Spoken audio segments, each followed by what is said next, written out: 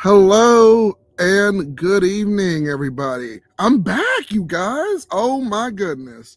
Welcome to episode 28 of Ray's Cigar Lounge, the live show. Y'all know who I am. My name is Ray. Hey. Good to see y'all. And my co-host, Hawkeye, he will be back in just a second, but we're going to give him a big round of applause. He's back with us off the road doing his thing. He's actually about to get me a punch cutter, well, not punch cutter, but a punch for tonight's cigar. So we actually have somewhat of an agenda tonight, y'all know. It's usually kind of like a free form, but y'all know y'all can still comment in the comment section and everything. But we're going to be doing some Iron Bowl predictions, which is why we're doing the show tonight and not tomorrow, because Iron Bowl is like religion. If y'all are not from the South or you're not from Alabama, Iron Bowl is religion here, which is why we're doing the show tonight and tomorrow. And so Hawkeye and I, we're going to come up, because I'm an Auburn fan. He's an Alabama fan. I know. He's an Alabama fan. I know, boo. Y'all hear him, see? I hear you. Yeah, we're going to be doing some Iron Bowl predictions just from what we think of from current, 108-0. Y'all hear him? We're gonna give him a round of applause anyway. Here comes Hawkeye, y'all. What's up, guys? He's here. So That punch ain't nothing fancy. It's just the one that I keep in my truck. Oh, this is perfect. Yeah. Hawkeye has graciously supplied me with a nice punch right here. So tonight we're gonna be going over some Iron Bowl predictions. We're gonna be smoking on. This is from Chimolly, the Pioneer. So we're gonna be looking at those tonight as well. And we're just gonna be kind of just hanging out, doing what we do. And of course, hanging out with you guys, taking questions, comments, whatever y'all want to talk about. So I'm going to get on with that. As always, y'all know what to do. Like, comment, and subscribe. Give this stream a thumbs up if you love what we do. If you truly love what we do, scan that QR code right up there. Oh, I got it right this time. Right up there. And it'll take you to our PayPal account. Just give a little something if you like. So, and we'll be talking, post-Thanksgiving, all sorts of stuff. But y'all know how we'll do it. And I'm on Instagram now. So just type in Ray's Cigar Lounge on Instagram. You can find me and go follow me. I'll post a couple of pictures, some cigar stuff. So I'll go check it out and I'll follow y'all or do whatever. And if you really like what we do, just email us at raycigarlounge@gmail.com. But you also have the cool intro. It took me like hours to put together that intro though, but I'm really proud of it. So I hope y'all liked it. Anyway, let's get on with it here with the fun stuff and get on with the cigars. Just so y'all know, he's planning on starting a Twitch account where he does yoga if y'all are interested. I might. He got some yoga pants he's going to try out. I'm actually wearing some yoga pants. Y'all, it is freezing out here. I feel so ridiculous. I bought a heater, a space heater out, and I was like, oh, it's gonna be nice, a space heater out in the tent. Yeah, come to find out, it's probably not a good idea to hook that up out here. So we're well, it's not the out here that's a problem, it's the house that's a problem. Trip the breaker. Yeah, and our stuff has just been tripping the breaker. The one breaker. And I don't know, there was some bad weather up here a couple of days ago. Like the tent was kind of wet all the way around us, so I'm gonna have to kind of clean it out a little bit. So I had to unhook everything and then rehook everything, clean up and then rehook everything. So it's been a whole thing. So, but yeah, we're here. Throughout our ups and downs and everything, we are here. Yo, Cigar Scope. I'm a good friend of the channel. Thank you, my friend. Good to see you. Sorry about the strike. Yeah, we're going to go into that a little bit too, Cigar Scope, about the strike. And I'll actually have another episode next week dedicating a little more to that. But they striking us for a living.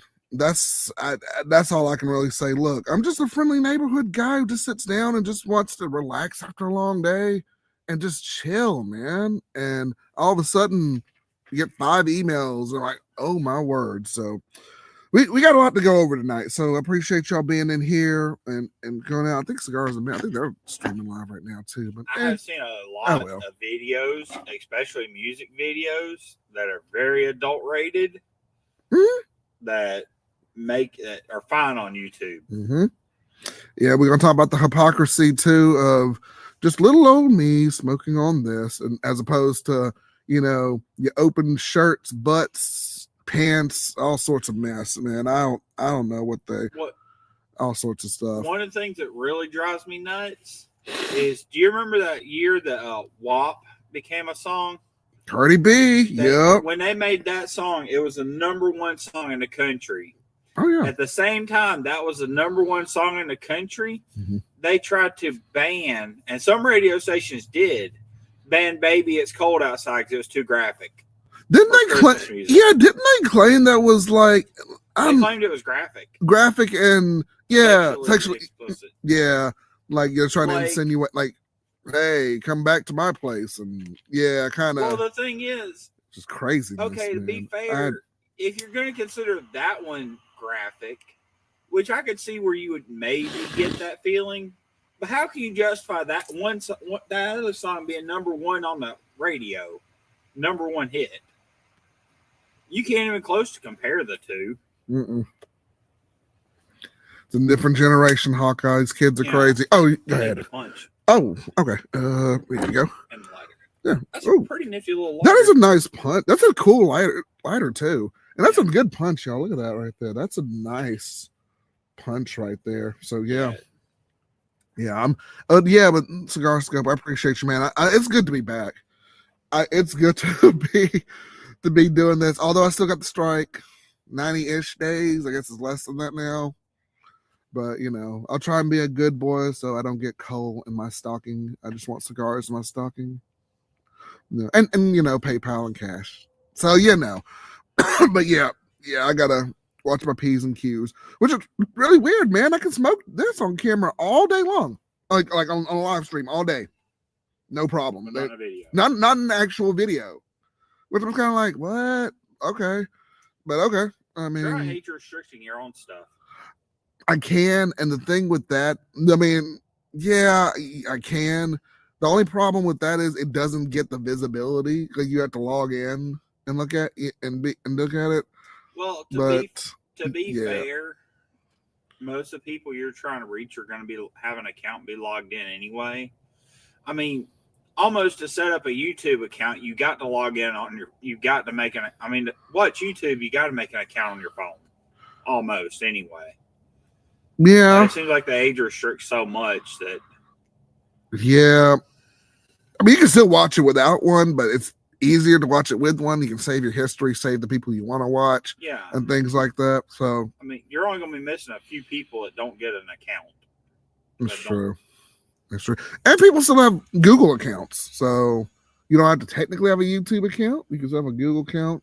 So, which, by the way, subscribe if you have a Google account. So, you know, and check us out there. Still trying to reach our goal. Try to get 500 subscribers if we can. Get that party going as well. So, yeah. So, we're going to try out Chimolly, people. Chimolly. Somebody threatened to steal my pink lighter the other day. What? I said, I want that lighter as a girl. She said, I like your lighter. I want it. I said, you can't have it. It's a nice lighter. I need to smoke my cigar on the way home. Hey, there you go. And like I said, y'all, it is so cold out here. It is like 36, 35 degrees. I'm wearing 2 pairs of socks. I've got my My Hero Academia hoodie as well as my Auburn robe. And I thought I was going to have enough time to go and get my beanie. It's actually in the dryer right now, but it is also a little bit cold and soaked. But I was going to see if my wife can go get my beanie and bring it out here. And I also, y'all, as far as pairing stuff, I got an alcoholic pairing I just threw in. This is the Hitchhiker. Yeah, y'all don't mind his speech impediment. That's the cause of it. It might be. This stuff is good, man. He drank like 3 of them before he came out here. I did, y'all. I did. But this is the Hitchhiker IPA. This is from our local place up here, Good People Brewing Company up here in Birmingham. So, pretty good people, pretty good stuff. Great brewery, great place in downtown. We actually had a Halloween party for a buddy of ours not too long ago at Avondale. So that was a lot of fun and great people, man. Great stuff.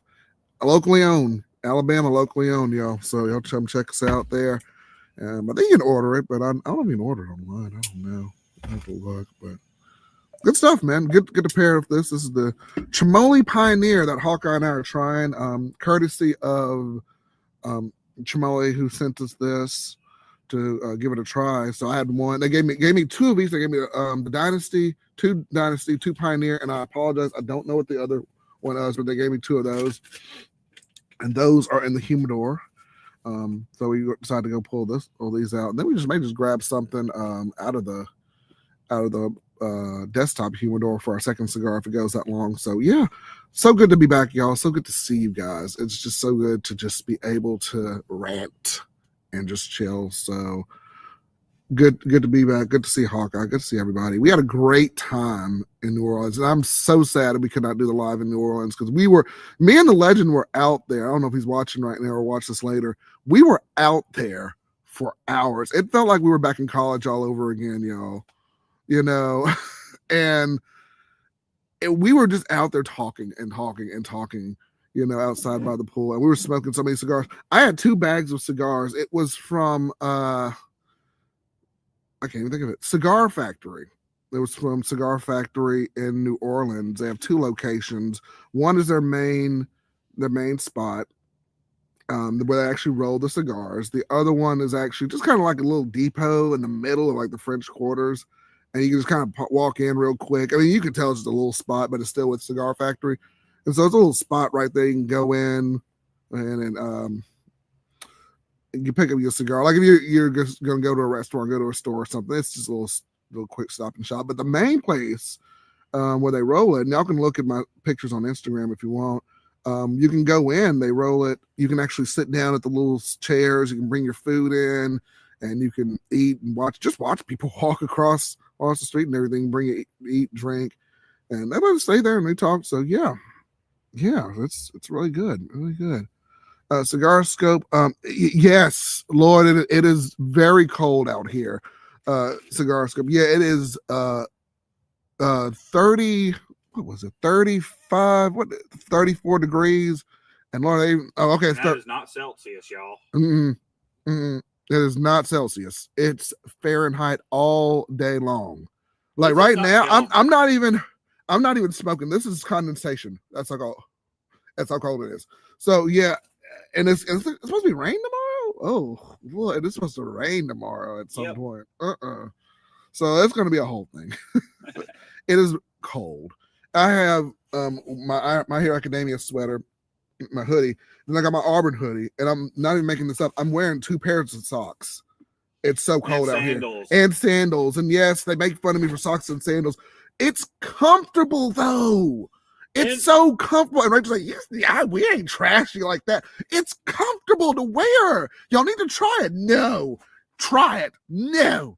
And in our defense, we make fun of him for every little different thing he does. Yes, I'm very different from Hawkeye and his beautiful, beautiful sister, i.e. my wife. But y'all need to try it. That's all I'm gonna say. Y'all need to try it. Tell them they need to try it. Comment in the comment section if they need to try it. But yes, no, but it is. Yeah, man, it's cold out here for real. But yeah, it's all good. It's all good though. I'm gonna my beanie is actually drying in the dryer. So I'm gonna maybe go get that a little bit later. Oh, I'll put on a jacket. The Hawkeye is actually wearing one of my jackets, but yeah. Yeah, I didn't bring one. I didn't think we were gonna be. I failed to check the weather before I came up here for the weekend, and that's a shame on me. It's okay. Hawkeye, he was just put together a. Oh yeah, we're putting together a massive jungle gym, which we didn't get much done today because we didn't move off the couch today. I didn't move out the bed. I played video games all day, and then came down here, watched Star Wars movies, and then here I am. So that's fun. So we've been doing that mostly, but yeah. Cigar Scope says, "Where's Hawkeye from?" Hawkeye, go ahead. Go ahead. I'm from Alabama. I just live south of here, about 2 hours. So it's long commute to come up here just to do this at night and then go back the next day. Yeah, right. We really appreciate Hawkeye coming up here and doing this. And sometimes, most of the time he's here, sometimes he's not. But that's how life is. Sometimes I'm out of state and stuff. I mean, I can be anywhere. Yeah, he does. Yeah, he does work out of the state. He does contracting and traveling and all sorts of stuff. When he flies in, we appreciate him being here. So, I'm hoping I develop a more stable work soon. I'm trying to change jobs now. Mm-hmm. And if I can do that when I get Saturday nights off, I'm gonna try to come up here. Yeah, no doubt. No doubt. We love Hawkeye. We love him being up here. He's a fan favorite. Like, people ask about him, to come on here. So we really appreciate Hawkeye. The Legend is also another fan favorite. My buddy I stayed with, courtesy of him. So yeah, we're trying those Chimolly cigars. Hawkeye, how's that Chimolly cigar? It's really good. Okay. You getting anything? I love it. I love it. It's pretty good. Then this is just the first couple of initial draws we got off of it. I won't say I'm not into it enough to say I love it. It's really, once I get down to that last third of it, I'll really decide there if I really liked it or not. Fair enough. Right now, we will say so far so good. So here's my question, guys. This is rivalry week for all across the country. Who's your team playing? And how did they do it? They've already played. Oh, true. Some of the games were today. We were watching, what's the name? McAfee? The McAfee show on ESPN. Yeah, is it John McAfee? McAfee? Is it John McAfee? What's his? James McAfee. Yeah, but yeah, we were watching that. Me and the Legend and his dad were watching that. He's got a funny show on ESPN where he goes through and talks about rivalry week, and he has these old other guys from various football teams and stuff, and they just have a good time talking about things. So he was a punter on the Green Bay team. Yes, he did. He mentioned his history. Yeah. Yep, he did. That was cool. That was cool, man. Yeah, we're just having a good time. But yeah, we can only hope, Auburn at least makes it to a bowl game. That's all we got. That's all we got to look forward to at this point. Now, Alabama Hawkeyes team has a national championship to try to look forward to. Yeah. If these pesky meddling Tiger fans don't get in the way of it, well, we'll see. I think the only thing we got to worry about with Auburn is them shooting us on the way to the game. They are a little gangster down there. Depending on where you are. I'm mostly clean. On the other hand, the Alabama fans are the ones that poison the tree, so we'll leave that comment out now. Fair enough. Yeah. But but for real, the reason we're doing the show tonight, and as I've mentioned earlier, instead of tomorrow, is because of that. It's massive rivalry week, and I think the game kickoff is at 6:30. Yeah, it's a night game. Yeah, it's a night game, so we'll probably just be smoking cigars, hanging out in here, watching. Maybe posting some stuff here and there. Hawkeye might be laughing at me, hopefully. But we have a pretty good quarterback. We should have been using. We have Deuce Knight, and we should have been them from day one. But Is it bad y'all switched quarterbacks 3 times in a season? No, because we've done it more. We have done it way more often. I call it the quarterback tango, y'all, because they do it all the time. Especially with the Hugh Freeze era, we cannot keep a quarterback. Oh my gosh, what was Peyton Thornton? Lord, we don't even want to go there. Lord, he was terrible. But yeah, we couldn't even keep a quarterback for anything, man. I can't remember who it was. I can't remember the player's name, but for the it was the Browns. The Browns one season had such a bad offensive line. They went through 6 quarterbacks because of their offensive line being so bad. They went through 6 quarterbacks that season from injuries, and that they had the first-round draft picked a quarterback. Mm-hmm. The quarterback refused to sign a contract with them. He said, "I'm not going there. Y'all are getting hurt too quick." Wow! After last season, I'm not going there. That's nuts. And he went to another team. They had to get rid of him. Yeah, he wouldn't. That's nuts, man. Yeah, it's bad when you're an NFL team and the quarterback that you draft won't even sign a contract with you. That's rough. That's speaking of rough. That is rough, y'all. I went to my first NFL game when I was down in New Orleans. I went to go see the Saints, and boy, y'all think I think Auburn was doing bad. The Saints said, "Wait, hold my beer. We can do worse," because that was. Oh boy, they were struggling. Those poor Saints. They played the Falcons, I think. Well, and oof. The Saints have been struggling since Drew Brees left. Yeah. And they weren't spectacular with Drew Brees. Drew Brees was a great quarterback, but they never had the team built around him. Yeah.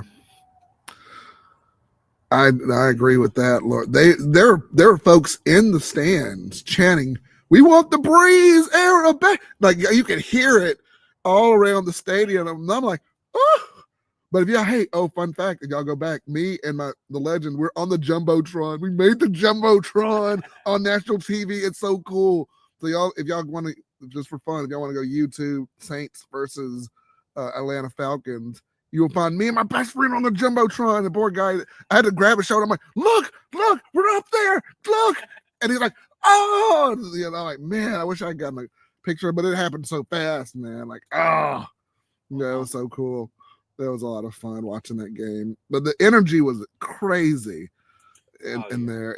It was great, man. Energy in NFL games a lot different than college. And it was like imagine the Auburn game, but like 5 times more like security to go through there, because you still have to get the tickets on your phone. You still have to go all the way up there. Of course, it's a much bigger place and everything, but it was, oh my gosh, like I had to show my tickets like 5 times before I even got to my seat, and I was like, oh my gosh.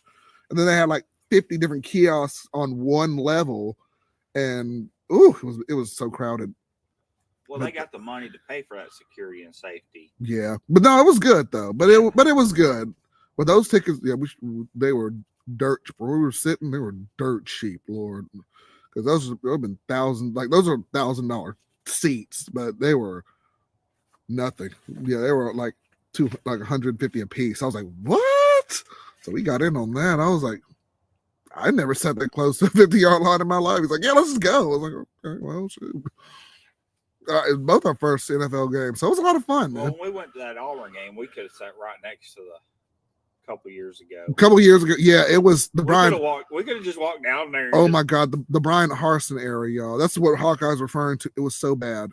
Like it was Auburn, you know. It wasn't an energetic thing. They did the Tiger Walk. They did all the things. They tried to hype up the crowd, but I tell y'all, there were so many holes in there, in those stands. Yeah.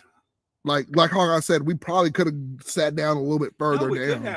We could have walked all. There was almost nobody. There was, right yeah, the fence like my son, he was like stretching his legs out like down there. I was like, what? Yeah, it was crazy. We did a little better this year, but you know, still.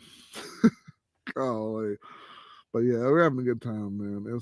It's been great, man. I need just a little time, kind of come back, kind of regroup and everything. So it's good. But yeah, we're having a good time, man. What the heck? I was just hitting on it and it went out. Mm-hmm.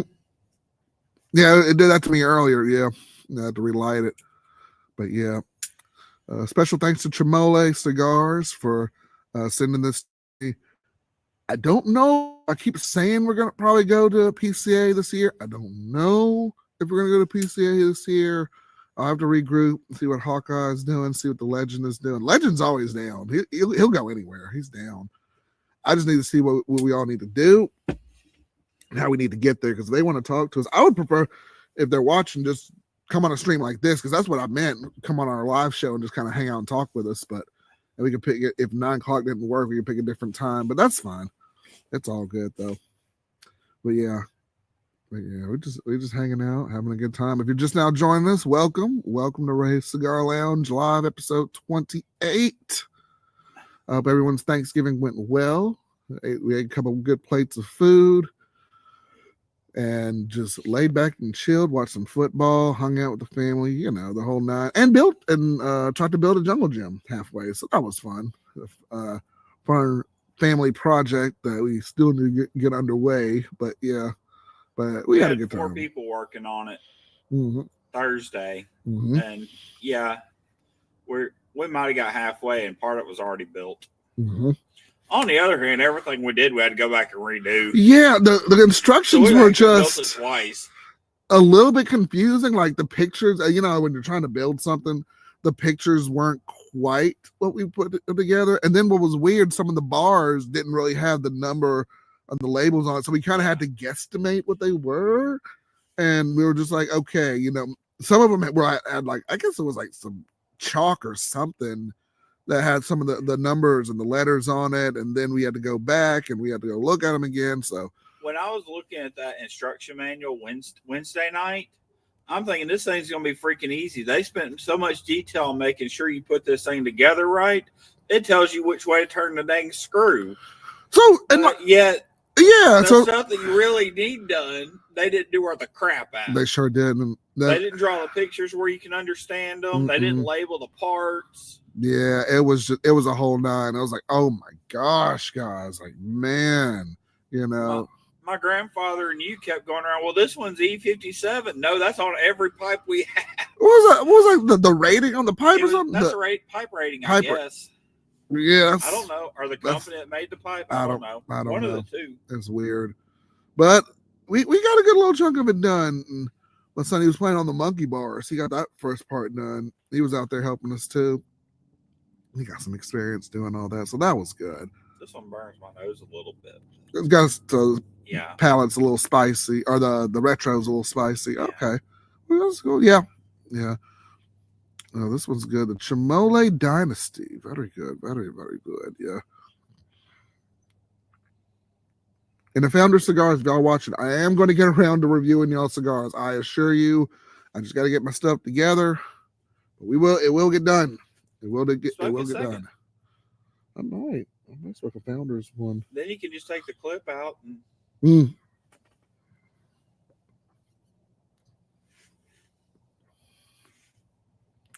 Yeah, I might do that. I'll have to go back to the garage and get it. But yeah, I got the Founders one too to smoke down also. So we may have to hit two birds with one stone tonight. We'll see. But yeah. Since they're blocking you from banning you all the time or giving you strikes for smoking cigars on the thing, always do your reviews on the live chat. I think I might have to start doing that and just do your cutting them out. Yeah. Well, don't cut them out. Just do them in a live chat. Say, when you do the our live stream, when you do the review when you do the little preview thing of the live stream, when you put up a week in advance, I'll be smoking this cigar, and maybe if I'm with you, he might be smoking this cigar and this cigar. We'll review them. Yeah. There you go, man. Then you'll have 2 to 4 cigars you're getting reviewed that week. Put on there. That'll work. That'll work too. Hey. Ooh. This weather change is crazy, man. Oh, but it's actually not as bad. Like, I know it sounds weird. I just need to bundle up more in it. And that has helped. So yes.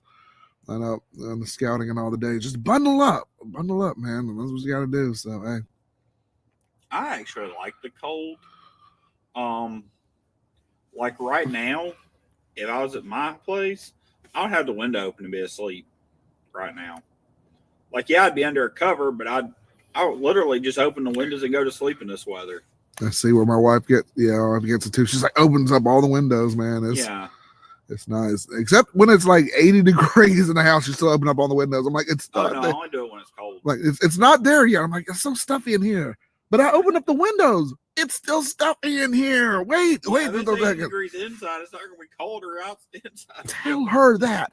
I love you, dear. Tell her that. And I'm like, I'm not arguing with her. You think I'm nuts? Yeah, fair enough. That's a fair point. Shoot. I grew up with her. I know you're not winning that battle. No, you probably won't. Actually, you won't win that battle. Nope. I'm married almost a decade. You ain't gonna win that battle. Shoot. I've known her longer than that. Oh man, but hey, we're having a good time here. Just jumping in, guys. We are smoking on. This is courtesy of Chimolly. This is the Chimolly Dynasty that we're smoking on. Actually, I didn't know if I showed y'all. This is the footband. Came right here.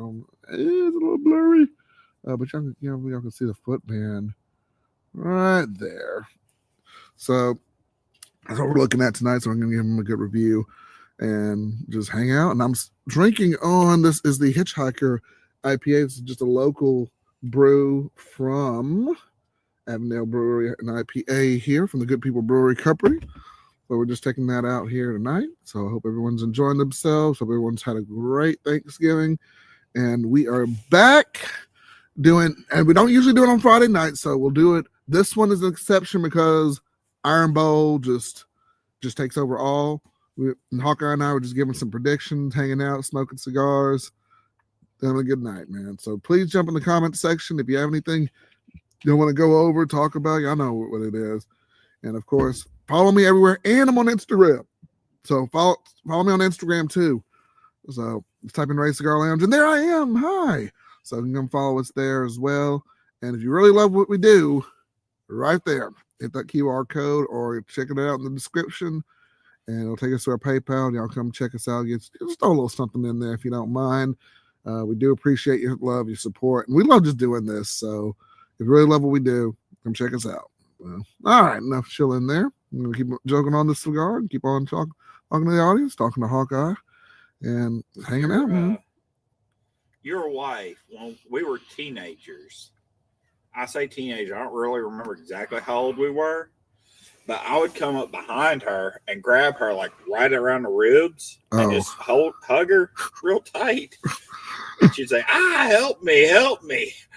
And my mom one day said, Rachel, all you got to do is drop your legs and he'll let go. She dropped her legs like, no, I'm hanging here. I'm stuck. No dice, Mom. Yeah, that didn't work. No, that didn't work out. Oh my gosh. Oh man, I love the brother sister camaraderie, or that thereof. So hey, it's beautiful. It was beautiful. We just had fun. That's good. It was funny. That's good.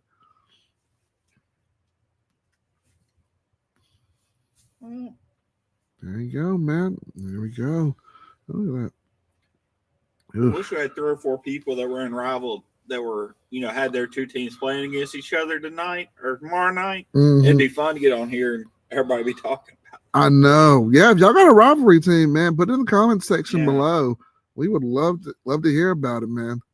But yeah, I know everyone's gonna be watching the rivalry teams. It's getting closer to the to the championship. Is rivalry week.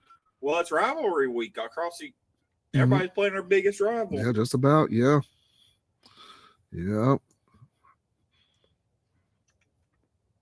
I hate that Oklahoma and Oklahoma State are no longer rivals. Well, I guess they kind of.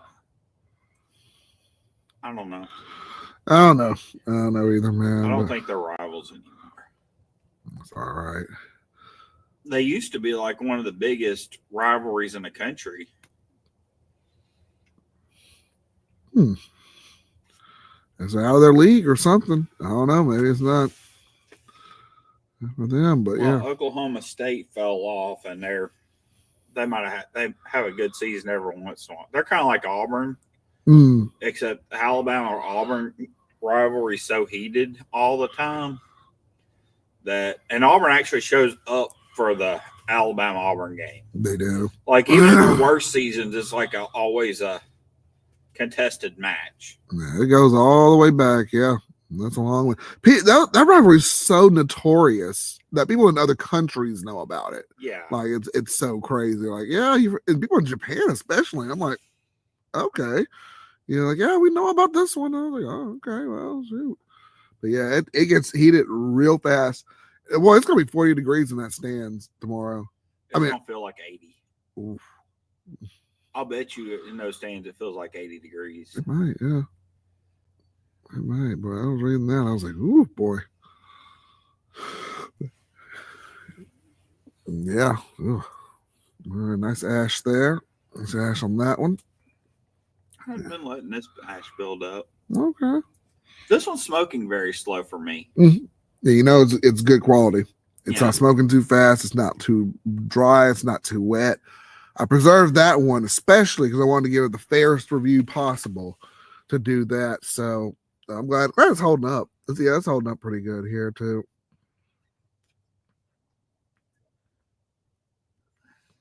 I've only asked you like 2 or 3 times. Yeah. No doubt. Yep. It's all good. It's all good, man. All right.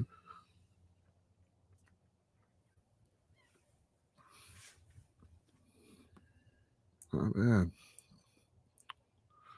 Chimolly. The Chimolly dynasty. Chimolly, Chimolly.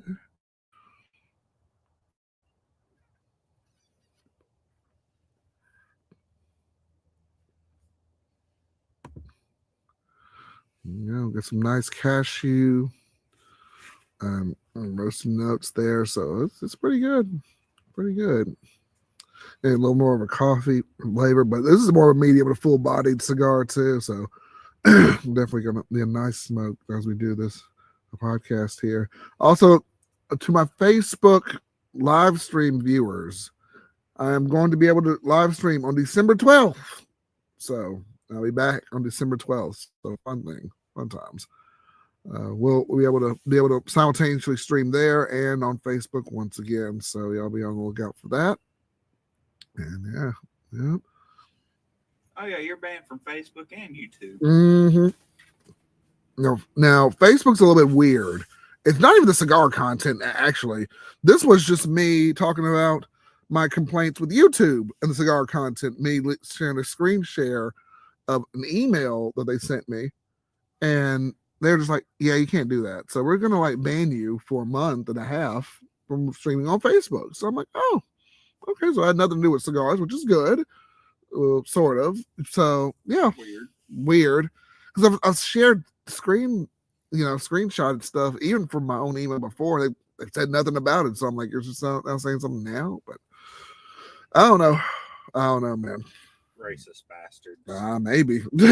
I said, man, I don't know. At this point, I have no idea anymore. I don't know. But here we are. Gotta stand up to the man. You might have to. Shoot.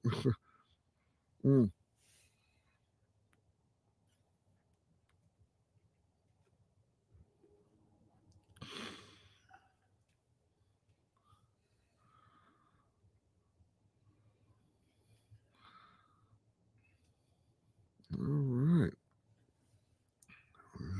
Sometimes I don't know if I like smoking cigars or just like to watch a smoke.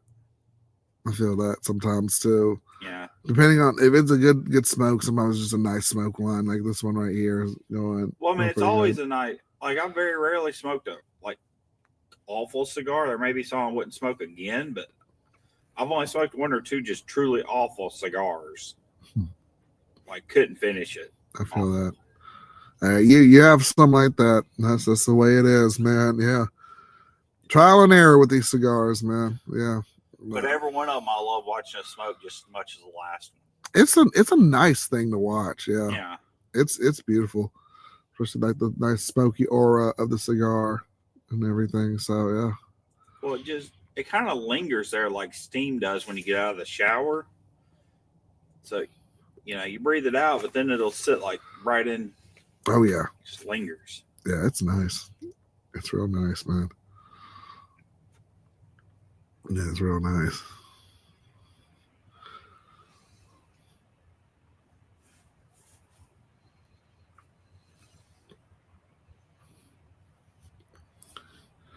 But yeah, man, y'all leave your comments down below. Let us know what do y'all think about tomorrow's rivalry if you're invested in it, and whatever your team is or whatever's going on. So check us out. Come check us out, man. Plus, to tell you the truth, I could be a borderline pyro. I like to watch stuff burn, but I like controlled burns. I like to be in full control of fire, but I like to watch shit burn. That's what I miss living in my old place, man. Just boxes. I love when we just got boxes or whatever, just pile in there and just let it burn. Bonfires, stuff like that's what I mean. Controlled burn. I like to watch. I like to be around bonfires and campfires. It was nice. Yeah, it was real nice, man. But the only fire I had a problem with, we were throwing mineral spirits on a fire. Yeah, it's paint thinner. Essentially, is what mineral spirits is. We were pouring about a quarter of the way up on a 5-gallon bucket and slinging it on the fire. You would have a fire from the bucket to the flame. Oh wow! You'd almost send your hand on that flame. Ooh, the bucket wrong. Oh man! Yeah, it was pretty hot. Oof. Man, God. You would just throw it, you'd see whoosh all the way back to you. Oh man, that's rough. Yeah, it was fun though. Nobody got hurt, man. Well, we were. I was the only one that had never done it before. But after the first time, I kind of figured out what was gonna. I'd realized what was gonna happen, so it was. Look at that! I'll do that again. Oh, I doubt we end up with that much mineral spirits ever again in our lifetime. Mm-mm. We had. I don't know. I guess we had about 100 gallons of it. Got 100 gallons? Ooh. Yeah, roughly. Ooh, that's a lot. Yeah. Man. At least. I'm going to say there were at least 20 buckets of 25-gallon buckets. Oh, my gosh. There might have been more. Oh, my gosh, man. Because it took us all day with 3 of us going. Yeah. Yeah. Eesh. That's crazy. I'm just glad we didn't catch nothing else on fire at that point. I take it y'all weren't near to any buildings or anything, so. My great-grandmother's house. Oh. But there was a lake between us and her house. Ah, there you go. There you go. That's good. Now, I don't know what's in that lake because the water was all kinds of colors. Ew. I never fished that lake. I fished one in front, but not in the back. Yeah, let's not fish back there. Yeah. Oh my I don't even know if you've ever been over there. Yeah. I think we went over there. You remember where what's her name's trailer burned down on 51? Mm-mm. No, I don't think so. Yeah, on 51. Yeah. Okay. Yeah, where it's my grandfather's sister. Okay. Her trailer burned down. Well, that lake that was right behind her house is one we used to fish, and then you have where my great grandmother lived, and then you have the lake behind that. Oh, great grandma. Oh no. Okay. Okay. I'm thinking of your other grandma. Your other grandma. Okay. I'm like, well, it's the lake back there. Okay. Cool. So yeah, it was. My great grandmother was super nice, like super awesome, which is so funny because my mom was convinced, or my mom and dad were convinced that she was so nice to me because she was making up for how bad she was to all her grandkids. But she was always, she. That's nice. She paid me one time to go cut grass. She gave me $100 one time to go cut grass for her. Oh. And normally she paid me $75. It was $75 nice. To go cut, all the grass, which you had to cut around 2 lakes. So that was part of the problem. But she gave me that, and she gave me $100 for it one time. I never even went out there and cut grass. We sat and talked the whole time. Oh, that's the best. And she still paid me for it. That's the best. Yeah. Nice. I'm like, I didn't even do anything. When you can never get them talking like that, that's the best. Then you got stuff to do. And they're just like, I'll just pay you anyway. You came out here, All right, so. Well, I mean, I didn't press to leave. The only reason I left is because it got dark.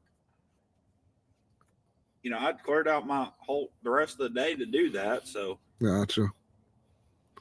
I'd go down there and hang out and fish. There you go. Didn't catch shit in that pond, which leads me to believe there wasn't nothing in it. I think I caught one fish the whole time I was fishing in it. Oh, wow. Oh. Interesting. I know y'all ain't been fishing with me, but I can catch a dang fish in a damn swimming pool. That's what's up.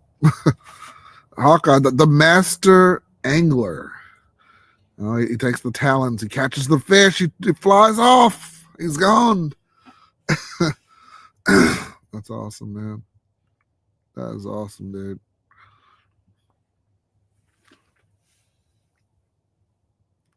I was fishing with one of my friends one time up there in Donovan. Yeah. And his family owned the pond. So he's always fished. His whole life he's always fished it. They were swearing, oh, you go over here and you cast up in here. I went over there, took me a little shallow runner, and was just popping it down in there and just kind of popping it, using it as a popper bait. And I was catching fish after fish. And I was showing them, hey, I got a fish over here. Hey, I got a fish over here. They finally walked over there. What the hell are you doing? Okay. I'm catching fish. What are y'all doing? Not catching fish, apparently. Yeah, that's awesome, man. Yeah. That is what's up. Right. Right. We went fishing. I think we went fishing with the scouts. Where did we go? Lord, it was in Chelsea. We went fishing there. Oh, what was it? Oh, Hargis. Yeah, we went fishing that lake over there. We didn't catch much of anything, but I can tell you how to catch stuff there. oh yeah. Use the smallest circle hook you can find and fish there. Okay. The smallest. You make sure it's a steel one, but use the smallest circle hook you can find. You'll catch all kinds of stuff. I bet you don't catch one fish though. Circle hook. You'll catch a turtle all the time. Yeah. There are tons of turtles. Yes. Yes, but that's what you catch turtles on. Ah. A very small circle hook. They'll bite that and they'll be stuck. Okay. Take a very heavy line when you do this. Yeah. Because turtles have some torque. Yeah. Some pullback. Yeah. My goodness. I think me and my son, we were in the wrong spot because we were there. They were so on the other side. Oh, excuse me. On the other side of the lake, and they were catching all sorts of turtles, all sorts of stuff over there. I was like, oh, okay. But yeah. There's nothing wrong with catching turtles. They eat like fish. Mm. They come with their own bowl. There you go. Don't need no cutlery. There you go, man. There you go. All right. Oh, man, if y'all have anything y'all want to say, go ahead and put it in the comment section down below. Come check us out. Don't be afraid. Just jump in and say something if you want to. If you like what we do, make sure to thumb up the channel and thumb up the video. Comment, subscribe to our wonderful channel here as we are back in business, back on our regular schedule, or we will be next week. We'll be on our regular schedule Friday, making our exception here. So come check us out. Check us out here. We're talking about SEC football, fishing, and everything in between. So come check us out. And I put together a new intro. Hope you guys let me know what y'all think of the intro too. And yeah.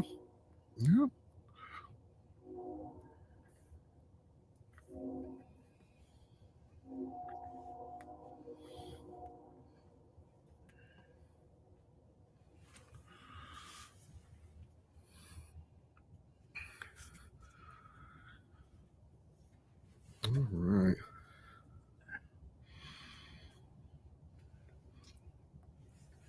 I didn't center my punch very well, and I didn't think it would matter, but it makes a little difference. Yeah, try to center the punch as much as you can. Yeah.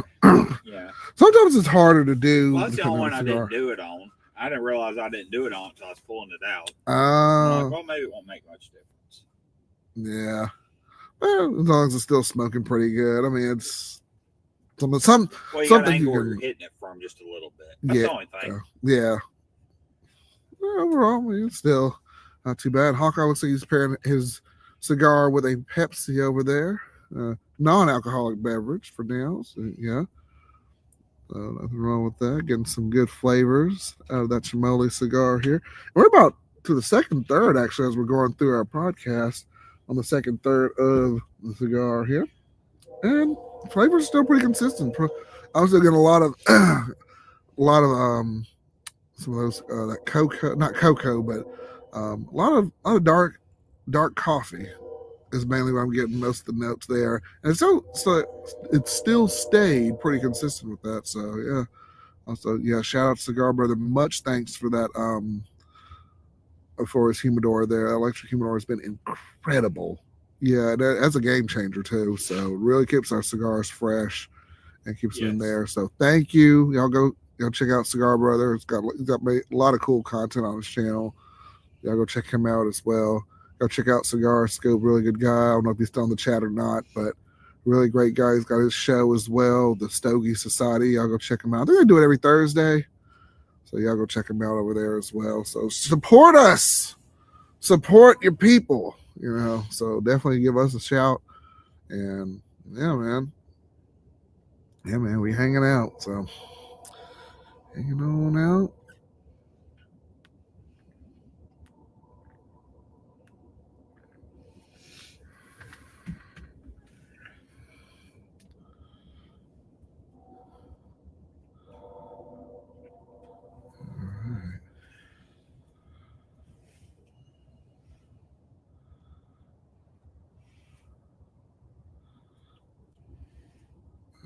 All right.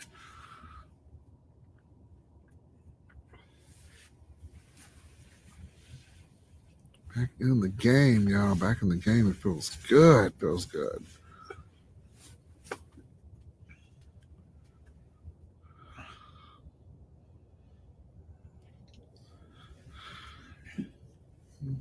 Okay. Y'all, I finally got caught up watching my Dragon Ball Daima.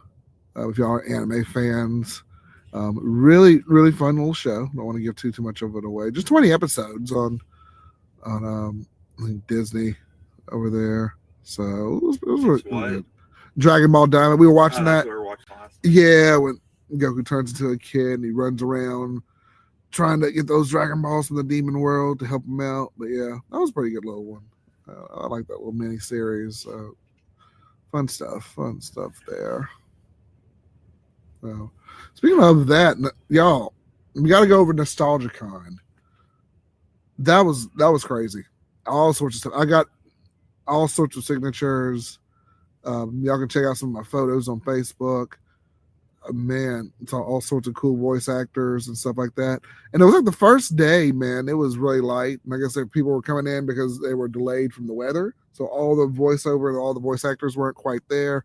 But man, it was still a whole thing, man. Those cons. You will, y'all, if y'all never been to a con or a Comic Con or something like that, y'all will drop some stacks at that thing. And I'm talking about stacks of money just to do stuff. And I said, man, but it was a lot of fun. It was a lot of fun, man. I got TC Carson, man. I got the original God of War. Oh man, that was so cool to get a picture with him, man. He even did the voiceover. He did the Kratos from God of War 2. I will have my revenge. And I'm like, it's him! Miguel, take a picture with him. It's him! So we ran over and it was a lot of fun. Oh my goodness. But I got so excited. I feel a little embarrassed, but I got really excited because when you go to the different booths and go to the different people, they have like their own little printouts of stuff that you can buy, you can sign and stuff like that. And I got so excited. I picked up one of his Kratos signatures. I accidentally bent one of his little photos, and he looked at me and he gave me this look. He's like, and I'm like, he's like, it's okay. It's like, man, you're excited. I understand. I'm gonna put this on the bottom. Like, yeah, but just put it on the bottom. But you take this one. And you just let it sign this one. I'm like, okay, thank you. Don't let me pay for it. Thank you. So it was just like, oh my gosh. I'm sure they get it damaged all the time. Yeah. It's a piece of paper. Yeah, it was just like, he's like, yeah, we'll slide there on the bottom. I don't need nobody going. It was like, it was so cool. Y'all, I saw Phil Lamar. Phil Lamar, man. Oh my goodness. If y'all don't know who he is, I'm sure y'all probably do, or maybe you don't, but he does. Think of anything from the 90s, any cartoon from the 90s, and he's pretty much there. Green Lantern, Static Shock, Ollie from Family Guy, all sorts of stuff. Oh, damn, I was thinking Bugs Bunny. No, but they had some old Disney characters there too, they did voiceovers for. There were people from Tiny Toons and Animaniacs there. Guys, if you're like 50, most of the stuff that I do and watch and listen to, it's probably from your grandfather's generation. Yeah. I'm very old. Yeah, Hawkeye has a very old soul. Yes. Yeah. But they had some old voiceovers there, yeah, who were there also. And there was a guy, he did all sorts of like drawings and he hand sketched stuff. And then the way, I like how authentic he was too, because he was like, man, I have to watch an episode of whatever I'm about to draw.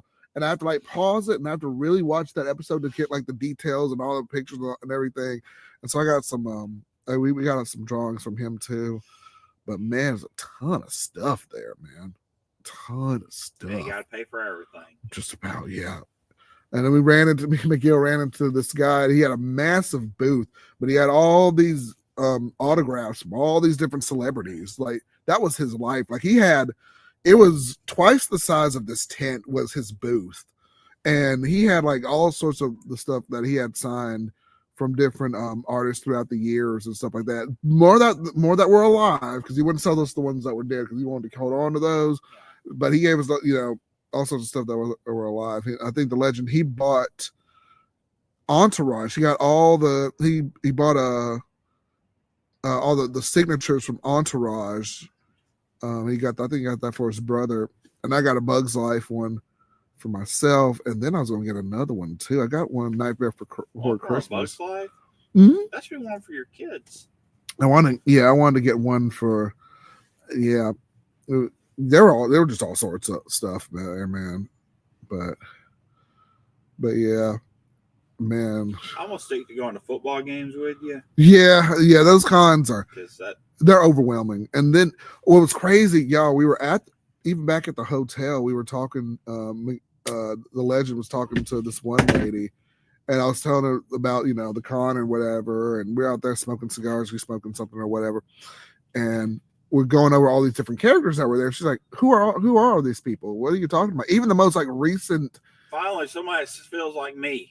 I have no idea of anybody you mentioned. I didn't even know some of those characters. Yeah, but I think she has an even older soul than you, because she didn't grow up watching anything, like no cartoons, no anime, nothing. So when I was telling her about all this, I said, so what did you do as a kid or whatever? She's like, oh, I read this, I did that, I did this. And I was she like, grew up under a rock. Basically, because she had no idea what I was talking about at all. And I was like, oh, okay. So we were going over some of the characters. I was like, what? But yeah.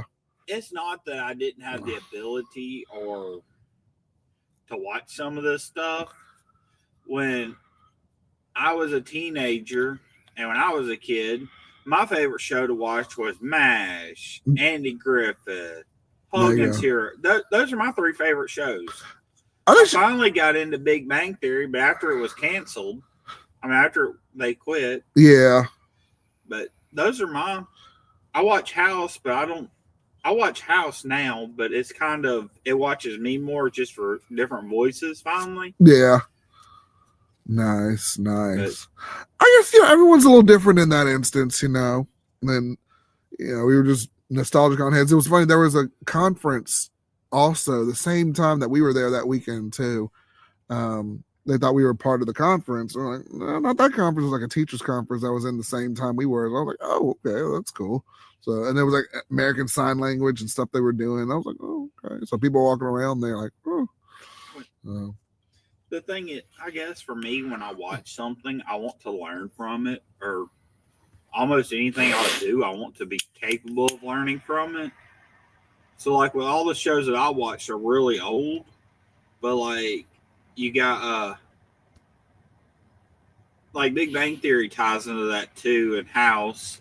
But you're able to learn from all that stuff. Like, MASH, you learned how it was during the war at that time, which is really more based on it's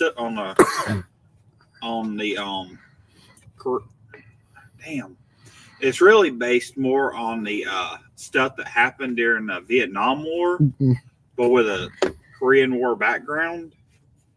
And Andy Griffith, you're just learning what the average town was back in that day. Of course, Barney's crazy, but yeah, he's a nut. Yeah, as he would describe himself. Barney Fife. Yeah.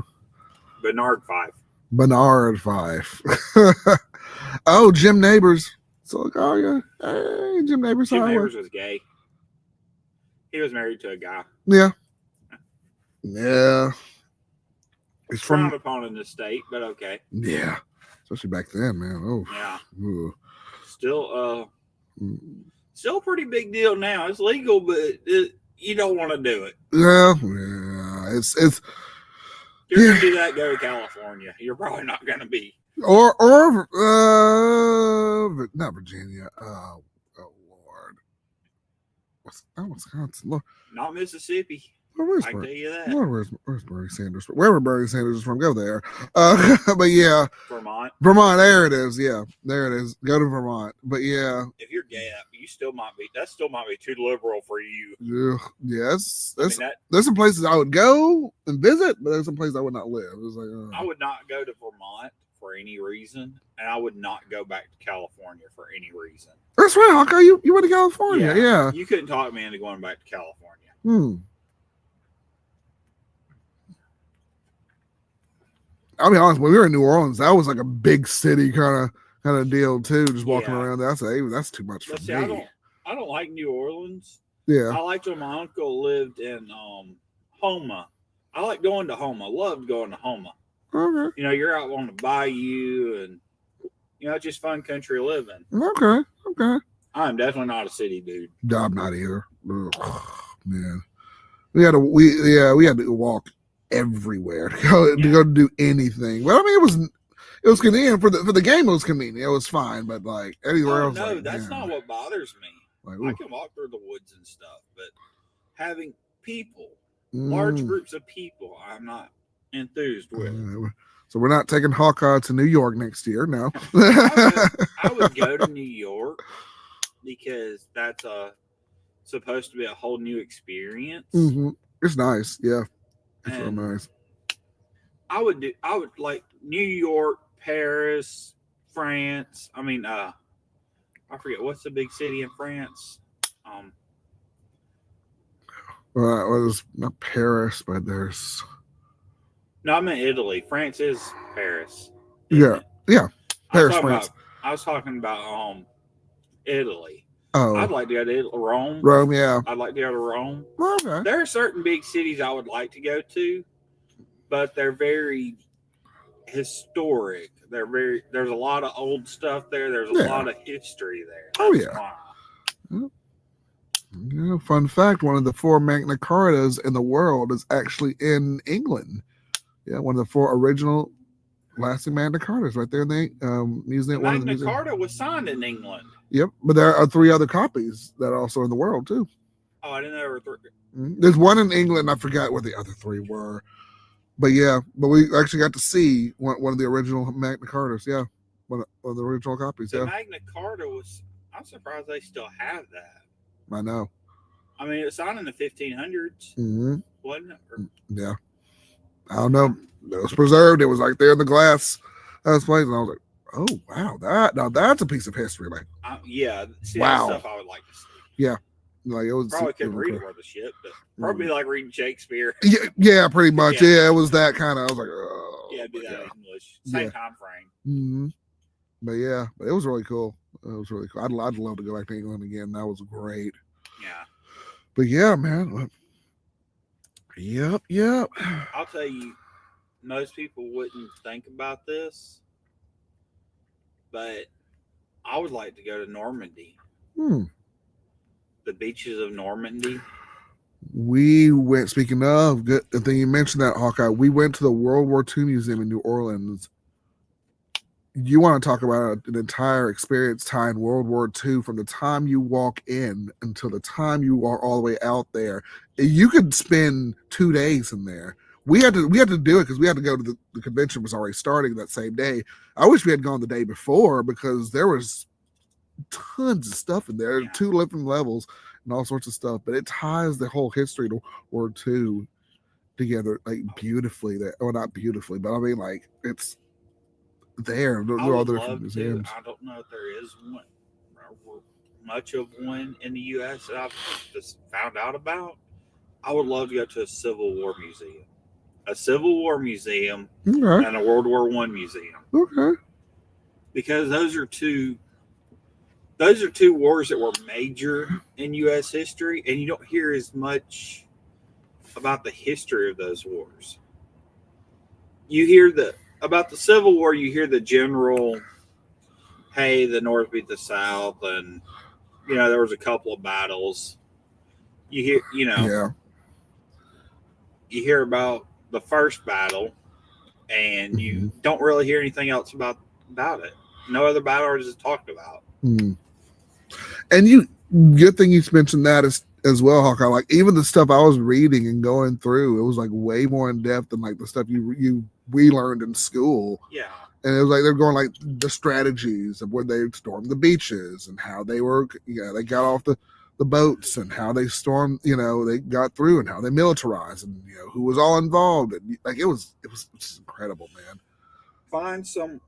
I don't know the names of the channels. There's 2 or 3 channels that are actually going back and talking to World War II veterans. And one of them was talking about when he stormed Normandy Beach. He was in one of them was in the first wave. One of them was in the second. There's another guy who was in the third. I don't know if they're all on the same channel, but they actually talked about how it was. Yeah. One of them said he had to release that gate to let the boat, let him off the boat. And he froze. The guy had to tell him 3 times to open that gate because he froze because he realized as soon as he opens that gate, those bullets that are hitting the side of that thing are coming in the boat with them. Yeah. Yep. There are a lot of testimonies like that from people. To cuss him out to make him drop it. Oh yeah. They didn't want to get. I wouldn't want to get out there either. Shoot, man. Oh my gosh. Those man. Those were some. Those were some time. Y'all will see some stuff if you ever go to the World War II Museum. Y'all will see some stuff there. Like it was very sad. It brought a tear to my eye. It was sad looking at some of that stuff, especially they were stacking bodies on top of the people who had died there. It was awful. It was gruesome. With World War II, the main thing you hear about is the beaches of Normandy. You hear about the bombs being, or the little fat boy and the other bomb that were dropped. Yeah. And I can't remember the name of the other one. No, one was a fat boy. But Mm. the little fat, and Hitler. Yeah. I mean, those are the 3 things you hear about. It's crazy. You don't even hear so much about Hitler being defeated. You just hear about Hitler was the reason the World War started. Yeah. Yeah. World War I, that was the assassination of that was Archduke Franz Ferdinand. Yeah. I believe. That's how that started. It is. But you know what's crazy? The World War II Museum, they actually do not want you to donate so much Nazi propaganda because they had so much of it on display.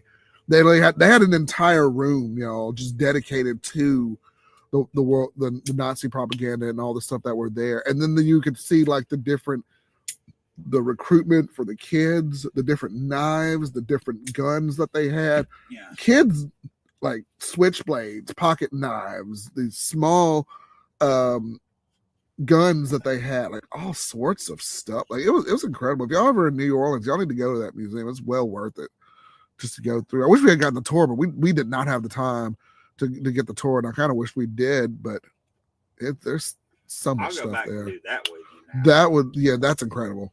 Like man.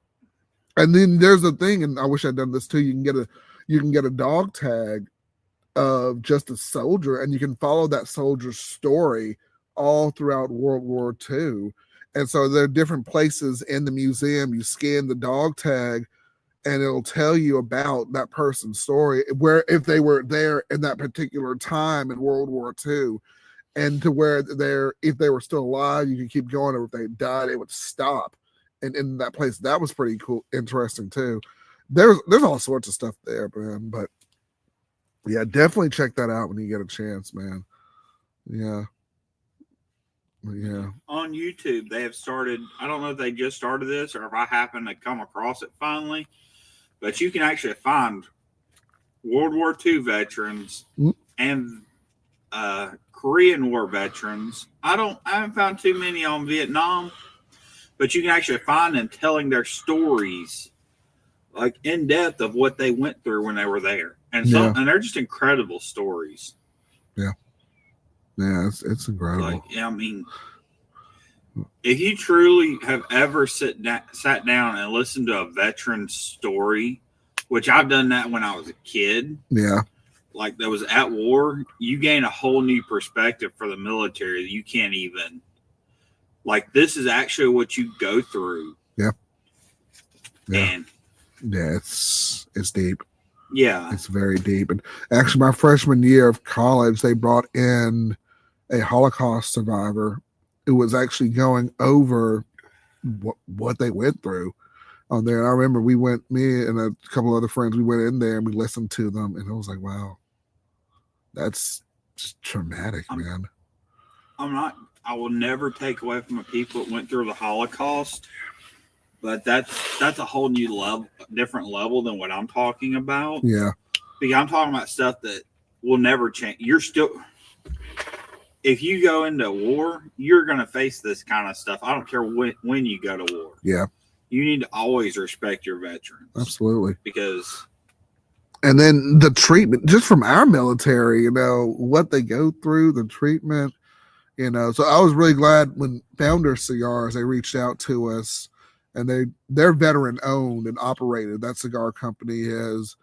And so I was honored when they reached out. We were like, hey, we'll support, we'll send you some stuff to review. So absolutely. So that was, and they, it's incredible, especially the way their story came around too. So yeah, I will say, shout out to the Founders people. Based on what I've heard, everybody that's been in the military after Vietnam has been treated extremely well by our military.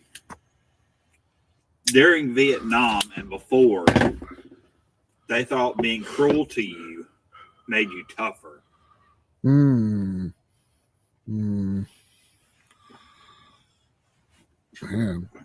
After Vietnam, or somewhere during Vietnam and afterwards, it was implied, they learned that morale is more important than torturing you.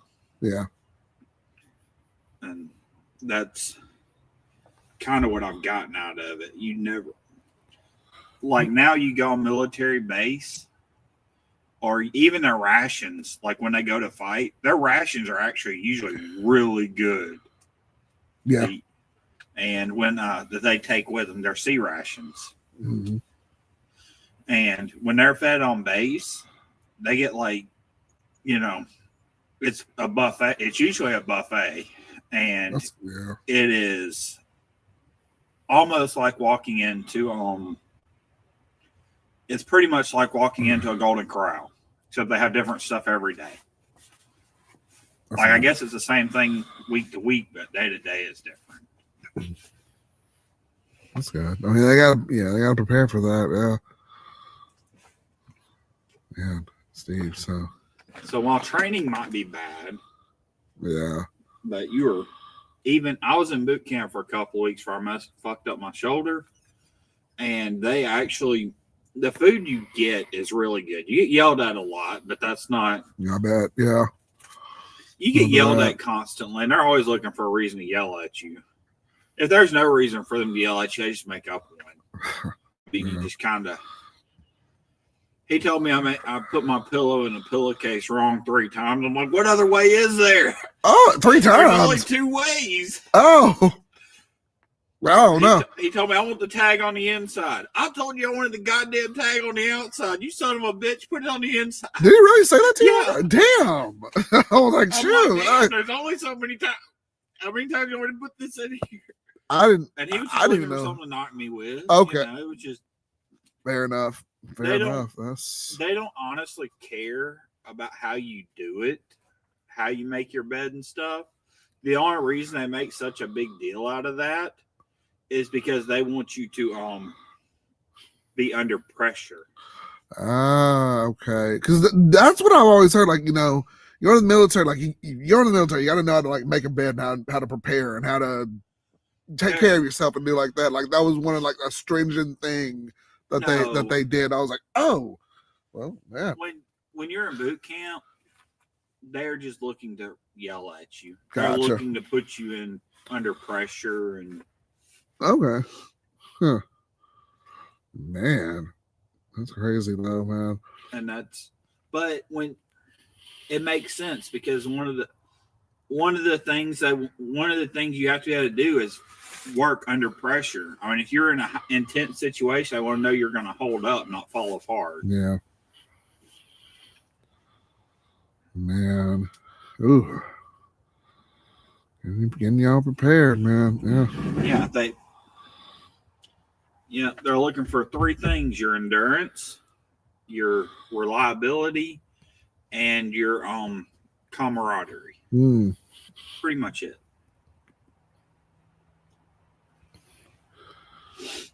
Man, that's deep.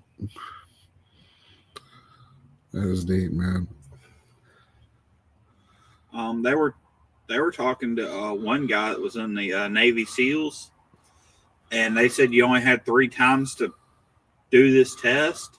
And what you had to do was you had to go under the water and hold your breath and tie like 7 different knots. You had to tie 7 different knots, then come back up. Oh wow. And one of the guys, they told him, look, you got one more chance and we're gonna fail you. And this is like the halfway point to being a SEAL. I mean, you're almost there. Oh wow. So he went down there and refused. He had said in his mind, I'm not coming back up till this is done, till I've beaten this and I'm coming back up. He literally drowned while he was down there. They brought him up back and revived him. They revived him. And the first thing he asked was, did I pass? The guy said, yes, you passed. He said, but I'm going to tell you something since you just did this. He said, I don't care how many knots you tie down there. He said, what I care about is how far you're willing to push yourself to complete your mission. Wow. And you just killed yourself. And yeah, because he technically drowned. He literally drowned and was brought back. They just have really good guys that are constantly watching these guys. Yeah. Wow. And they really drowned. He really drowned himself to complete that mission. Nuts. He said you passed just because you're dedicated. That's all they're really looking for is how dedicated you are to the team. That's about as dedicated you can get. You drowning trying to do the stuff. That is incredible, man. Woo, man. Definitely go tell a veteran you love him today. Woo, man. That is the third toughest training in the world. Yeah. Dang. It's disputable between them and the it's disputable between the SEALs and the Army Rangers. Those two are kind of even. Yeah. And then there's another group who are they with? I want to say they're with Russia, but I don't think it's Russia. But they're so secret. Like, I barely heard anything about them. Right. But they're supposed to be they're supposed to be like the Navy SEALs of that country. And their training's supposed to be really tough. Dang, man. But those are the 3 toughest groups in the world. And those guys are so secretive, though. Like, I've actually seen videos of them, not like them doing training or anything, just videos of them walking. Yeah. They wear masks, like full-on hoods. Their whole body's covered. They don't want you to know who they are or what's going on. That's nuts.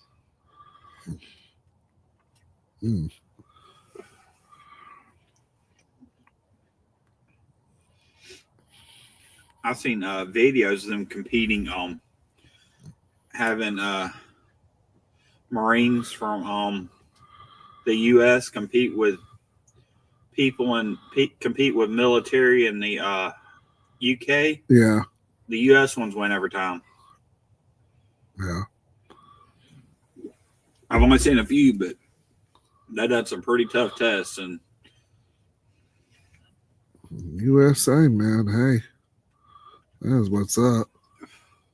So, speaking of those tests, also the legend, my other co-host who's on here sometimes, he really wanted to join a branch of the military. But if y'all know anything about the legend, he has a lot of different issues. Like, he has a little bit of cerebral palsy. He's blind in one eye. He has really bad narcolepsy and stuff like that. And that just barred him from joining the military because he wanted to join after college and go into it.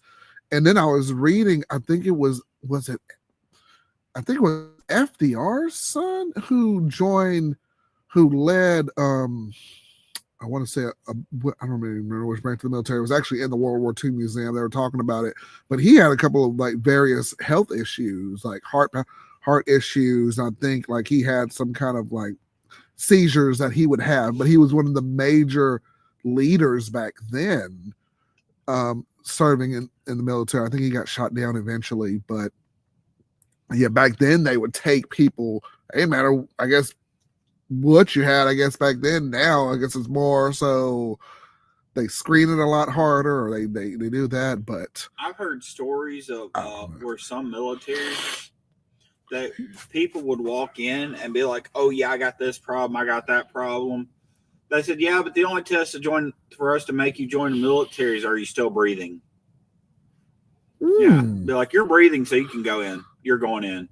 Wow. Yeah. Miguel would have loved that, man. He was, because he was reading all the different types of novels, the books. He did everything but join the military itself. Like he was that into it back in college, and I was like, man, to be able to just be right there and do it. And I think right now he's watching a bunch of documentaries. As we probably watching one right now. But yeah, dang, yeah, that's something. That's something right there. Well, so now you got to be like, I know you got to, of course, be physically fit. I guess maybe that's just, maybe I know certain branches. No, not really. Okay. Not to go in. Not to go in? Okay. By the time you get out of boot camp, you're going to be physically fit. Right.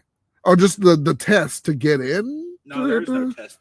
Like, but I thought maybe there was like you had to have like an X amount of, I don't know, like you had like weight requirements or weight issues or anything like that, age, or I don't know, but I'll take your age. There are certain weight requirements, but most of them are going to be medical issues. Weight requirements, if you're very obese, generally they're on that. Okay.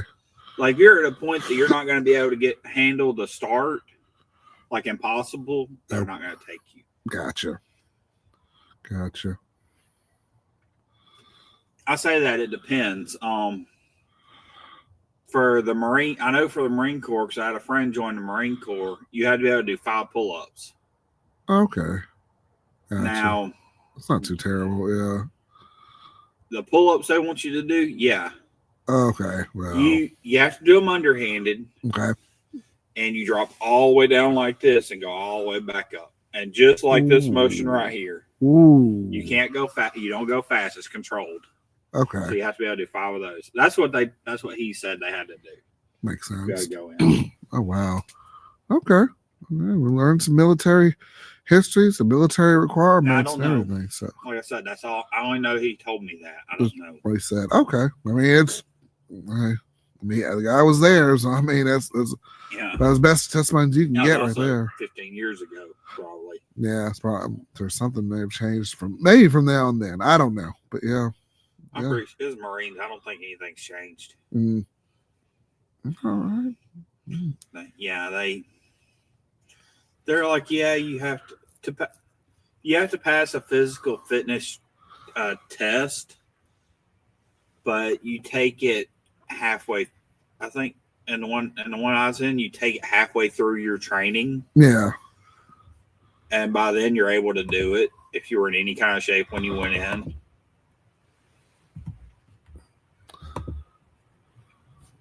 Okay.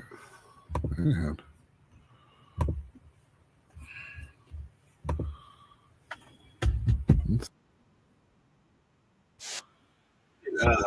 He should see about joining SpaceX. Not SpaceX. Yeah, SpaceX. Isn't that the military? No, that's the one. The one. This one, space. Well, the newest branch. That's okay. Well, yeah. I don't know if they'll take him, but they're doing a lot of recruiting, and they're looking for brainiacs. Oh yeah, he's highly intelligent. Yeah. Oh yeah. I think for that branch, they're looking more for an IQ than they are anything else. Nice.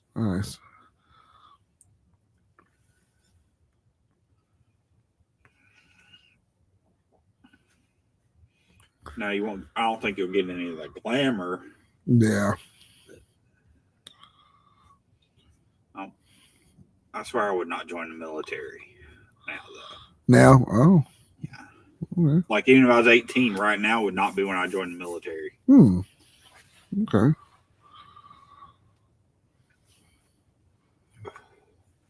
With all the conflicts going on between whichever president we have at the time, which I know who we've got now, but yeah, I mean, even the last president or the future president, from who it's looking like it's going to be the candidates, right?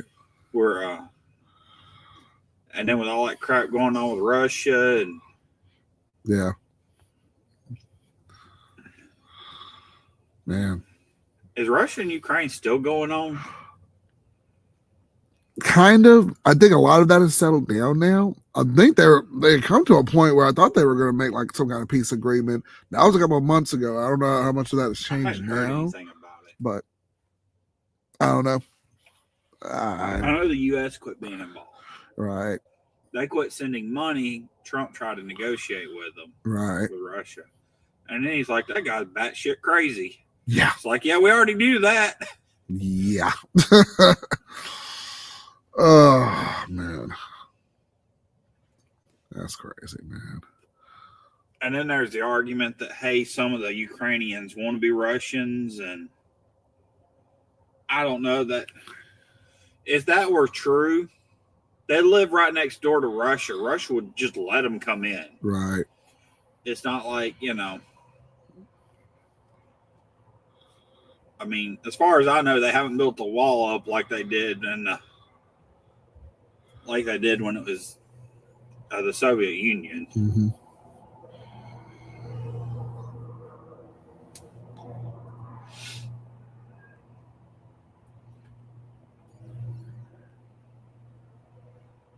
I was watching Hogan's Heroes the other day. One of the things they say is one of the Germans says, "Damn it, no matter what we do, we cannot win a war." They lost World War. They lost one war, then they lost World War One. Now they were losing World War Two. Oh my gosh! Like, just whatever we do, we cannot win a war. Nope. Man, the cards were eventually stacked against them, and all came crumbling down after that. Bad part is, lucky for us, if you read into World War II real deep, Hitler was supposed to and was going to win that war. Yeah. There were two mistakes made, major mistakes, that made Germany lose that war. And that was, number one was when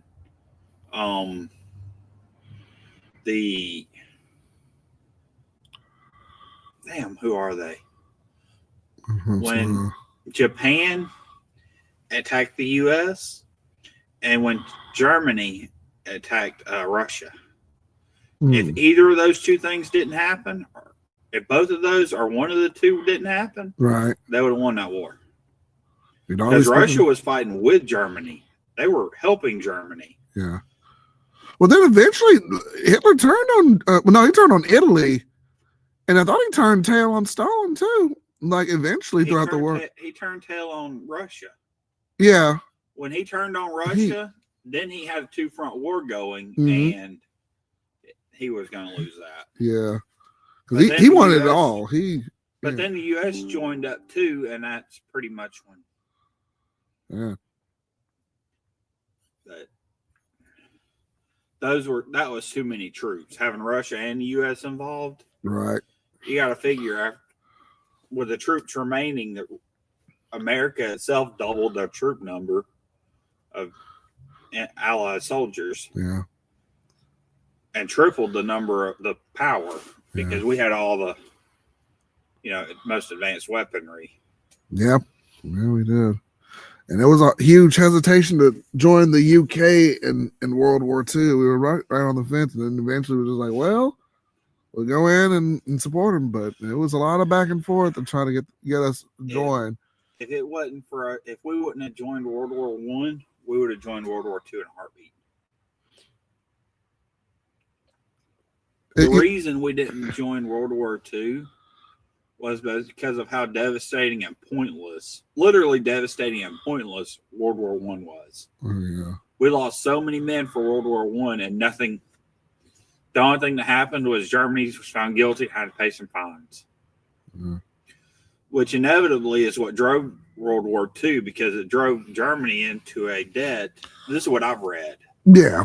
That it drove Germany into such a debt that they were in a Great Depression, worse than the U.S. faced in the 1930s. Right.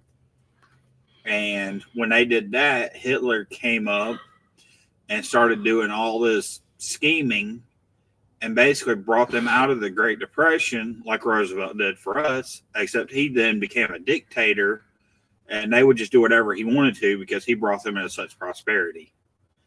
Out of such a deficit time. Man. Oh, man. History. Good chat, man. Good chat. Yeah. Yeah. See, I read. No, this is good. This is good conversation. Surprisingly. Well, we appreciate that insight. Okay, yeah. With that, but yeah. Now, all of that's based on what all the research I've been able to do. Yeah. Not to say I've exhausted it, but yeah. Well, yeah, we are very hesitant to join World War II until they were just like, hey, like England nearly had to beg the U.S. to jump in there. No, we never would have. When Japan attacked Pearl Harbor, we joined the day after. Well, after that day. Yeah, that was the only reason we joined. When they attacked us, yes.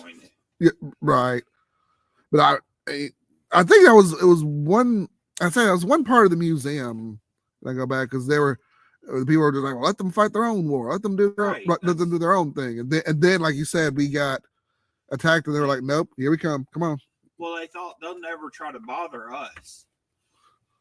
But that wasn't ever, reading back into it now, Germany didn't want to take over Europe. He wanted to take over the world. So he eventually would have faced us. And we would have been in trouble because there would have been nobody to help us. Right. Yeah. I see a couple of people as we're going through this coming in here, jumping in, guys. Great conversation as always. Y'all know how we do it in Ray Cigar Lounge. Going over some World War II. With Hawkeye and everything, and as I mentioned, I went to New Orleans to the World War II Museum, and went there and learned a lot of different things. Like everybody got involved. Everybody, we needed a hands-on deck from the women from the U.S. to the African Americans. Everybody got involved there. It was such a monumental thing, especially to see. That was incredible. Everybody doing their part. Nurses, medics, people out there in the middle of warfare, pulling out people. You got to have some kind of bravery to do that. Pulling out people, you are pulling out. You might have a guy that has half his body missing, telling you to help him, or it's got both legs missing, saying "help me." Yes, and the only thing you can do is look down at him and say, a medic will be here in a minute, and you got to keep going. Yeah. You can't even stop to help him. Because you'll be killed if you do stop to help them. Yeah. I mean, they did as much as they could with everything they had to work with. Especially the beaches of Normandy. Oh, they said, don't even look at the guy that got shot next to you. You have to just keep running. Your whole goal is do not help anybody. Yeah, it was rough. Yeah. And then the medics are being killed, and it's like there's nobody to help them. They're just dying. Yeah. And if you're only wounded, you just eventually bleed out. Yeah. Yeah. It's sad, man. Oh, my goodness. I heard one story. I was listening to one guy's story. He was up in a tower, or he climbed up a rope to look over the top of a ledge. I don't know if it's a ledge or a little tower that he was looking over, whatever. Yeah. But kind of, he was looking out over it for a sniper. And the guy radioed him, said, these guys are picking us off. And he said, well, I can't see them. Well, he said, well, we're sending you another recruit, and he's coming right now. Well, the guy showed up 5 minutes later, He said, well, let me go see him. Let me go see if I can find him. He said, no, you just got here. You don't need to. He'll kill you. And he finally, the other guy said, well, that's what he's here for. Let him go up there. Yeah. And the guy went up there. Not as soon as his head cleared, he fell backwards. You heard the gunshot and saw his head just kick backwards. He said, oh, shit, that was supposed to be me. Wow. And he was all torn up.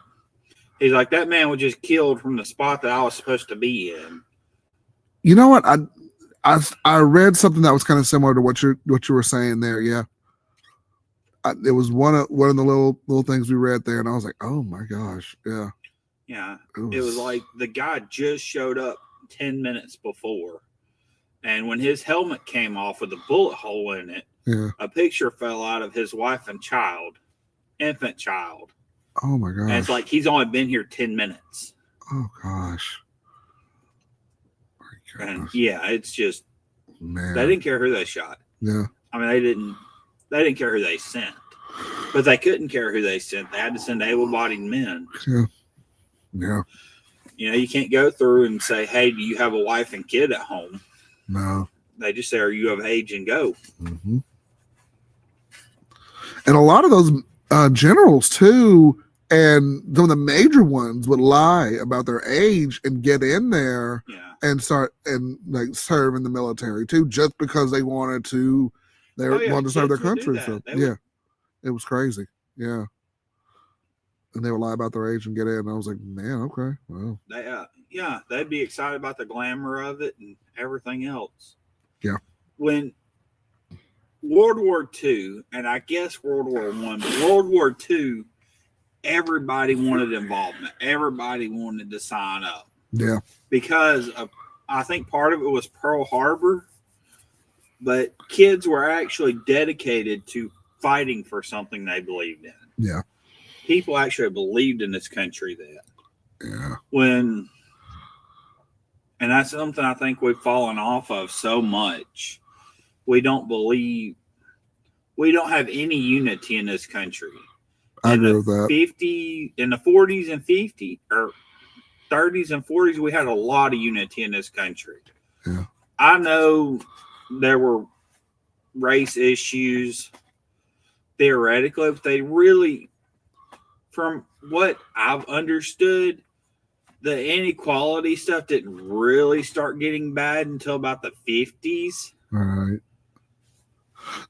There was no, go ahead, Hawkeye. Yeah. There were black and white, areas that you could go into, like blacks couldn't go in certain areas, but they were kind of equal. From what I understand, it didn't really get to where there were a whole lot of different places until the 50s and 60s. I agree. That actually interesting point you said there too.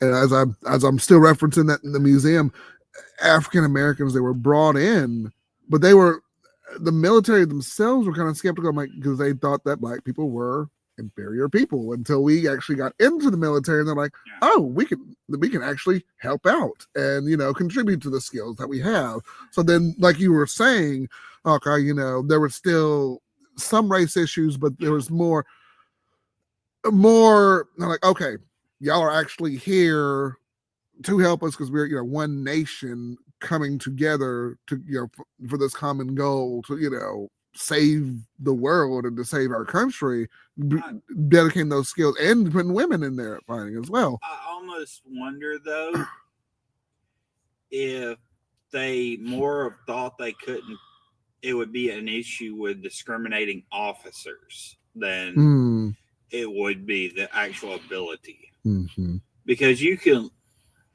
they can't say, unless they live like under a rock their whole lives, that a white guy can do better in the military than a black guy. I mean, a black guy can't do what a white guy can. Mm-hmm.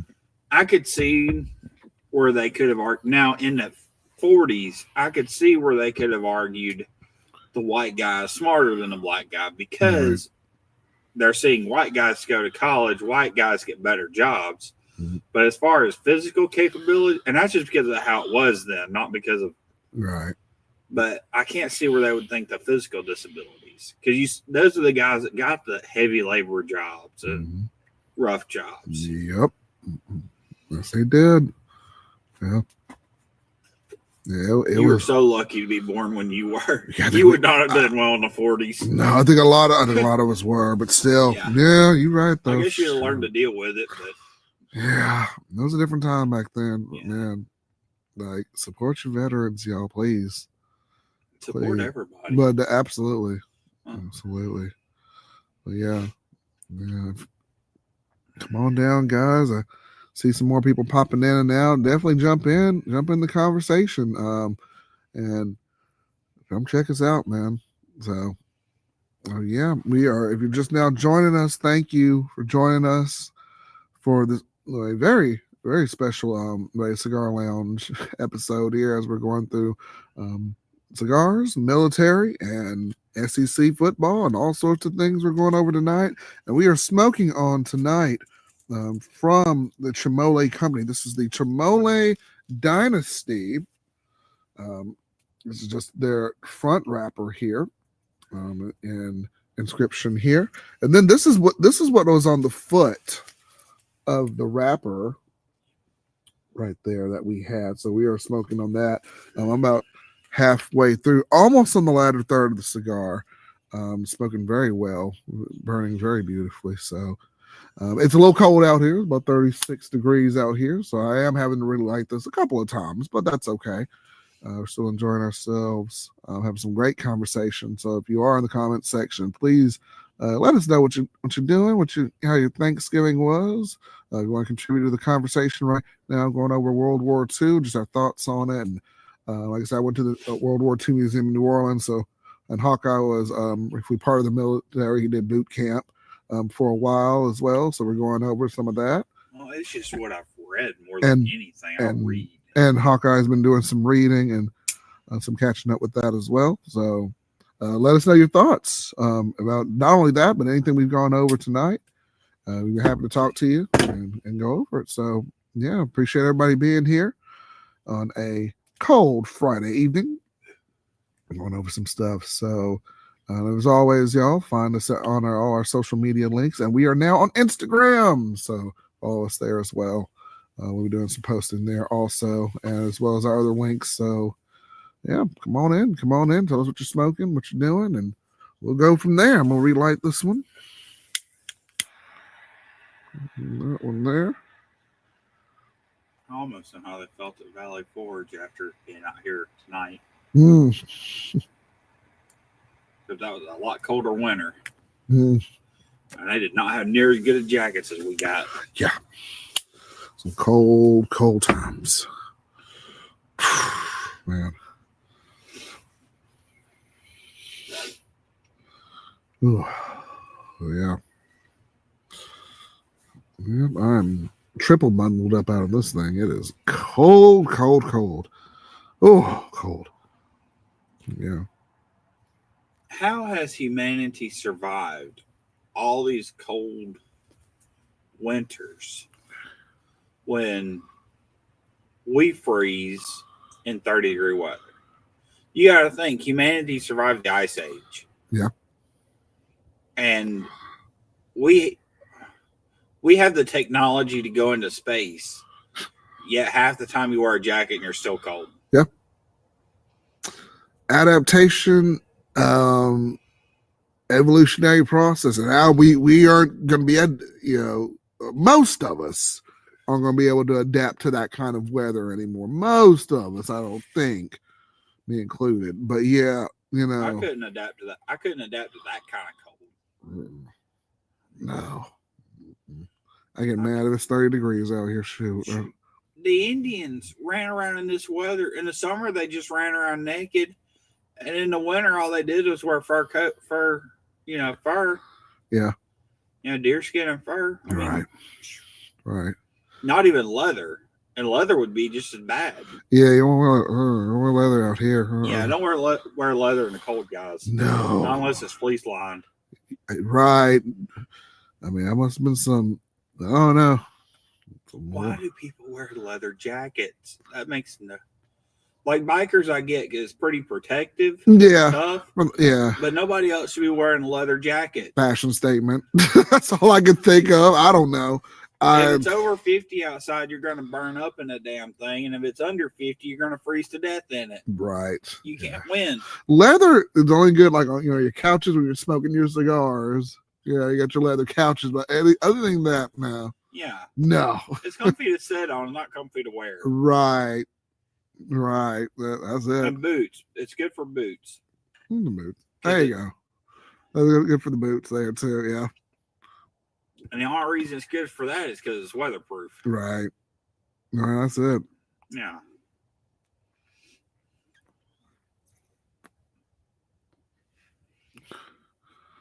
Man.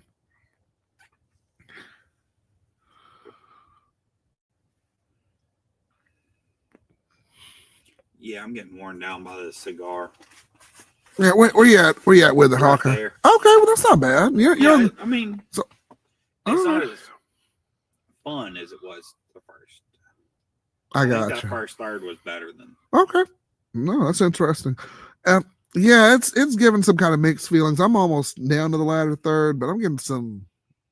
It's bitterness right. to it a little bit. Yeah, kind of a little bit of bitterness and towards the that might be second because third. I've had to relight it so many times. Yeah. Yeah, it's not. I mean, it's not bad. It's definitely not a bad stick. Not a bad stick, but you got accustomed to the taste. Now it's bitterish. Right. And I don't know, pairing it with your Pepsi, I don't know. Is that doing anything? Like bringing out any? I'm not saying nothing really. Okay. I mean, take a drink of Pepsi and try it. I might. You might. Let's see. I mean, yeah, why not?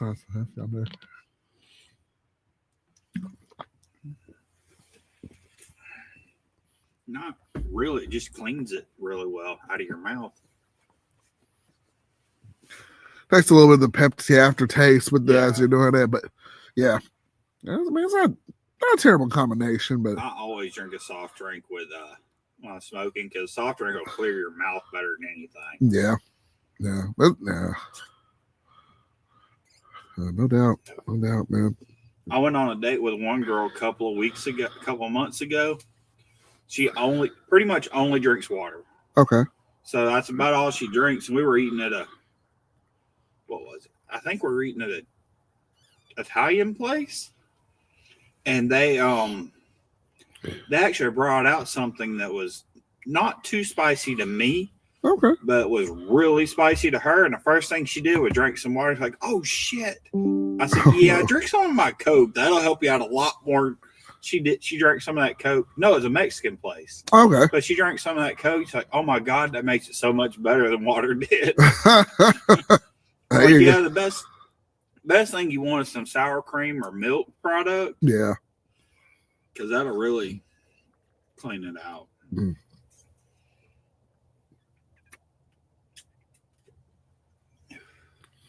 And the chemical logic behind that, so simple. The milk is a base, and whatever makes it spicy is an acidic. So you drink it, you're counteracting it. Right. You drink. Yeah, it's so easy to get that logic. Yeah, that's why you eat your hot wings, and drink your milk afterwards and Well, such. you're supposed to eat ranch with it, but ranch is a milk-based product. Yeah. But I don't like ranch. You know, ranch guy, Hawkeye. I don't like ranch. I like Thousand Island. Okay. Well, see, I like Thousand Island. Let's say there, but yeah, that's fair. Yeah. That's why I said that. Most people like one, don't like the other. Mm-hmm. Sweet over sour.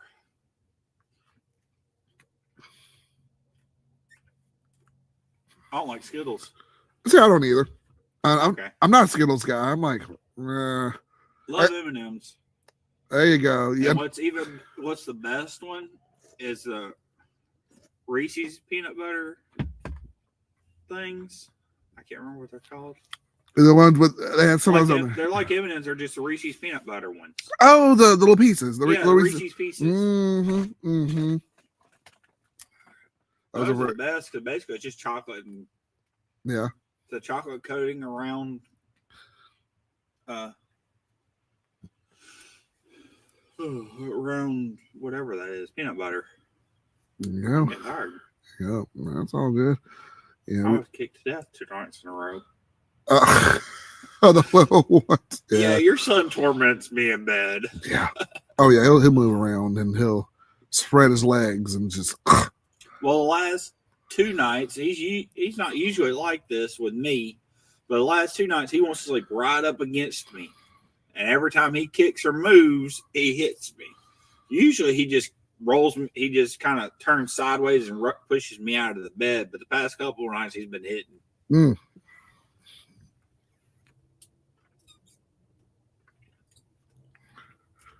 And I'm kind of like, what am I supposed to do? He's asleep. I'm not waking him up. Right. Oh my goodness. I see why you don't take it, but I'm only up here every once in a while, so I'm okay with it. Yeah. And I said, he's gonna, by the time we end the stream, he's gonna be right up there too. Like, and I'm just like, I just want to plop in the bed, and then there he is. Like, and you'll be attacked all night. I sure will. Lord. That one's getting heavier and heavier to move. I said, man, you gotta get out of here. He gains 5 pounds a day. It seems that way. Oh my gosh. I'm like, I don't remember you getting this heavy. Like, no. But yeah. Ruben and Reagan made me pick both of them up together in a cradle hold yesterday. Was it yesterday or the day before? I don't know. Yeah. Those babies. That's like 100-pound deadlift. Woo! Those kids, man. They grew up so fast. Did your son weigh 80 pounds? Yeah, it felt like 80 pounds. Well, he told me he weighs 80 pounds. I would make sense. Yeah. Because he was heavy. It's hard for me to tell. He won't stop squirming for me to. He tells me to pick him up and he moves everywhere. Oh my gosh. I'm just glad he's not using me as to climb all over anymore. Oh my gosh. Yeah. That's why we're gonna build that out there so you can climb on that. Go climb on that. Yeah, I'm not Jungle Gym anymore. Yeah, we're too old for that. Shoot. You try to climb on Granddad too. I'm like, don't climb on that man. But Granddad's like, I'll catch you. I'm like, no. Granddad did catch him. Yeah, he's done it. I'm like, look, I'll catch you. I was scared to death. Yeah. Oh, yeah. I was trying to get in there and catch Ruben. Oh my gosh. But they did it without me. Hmm.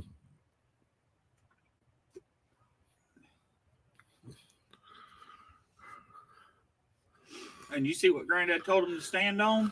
That paint bucket holder? Oh, yeah. I'm like, I don't know if I'd stand on that. You don't stand on that. For him, well, Daddy, it's probably fine. Daddy said, yeah, he can probably stand on that. And I'm like, yeah, I don't think I would let him. I wouldn't.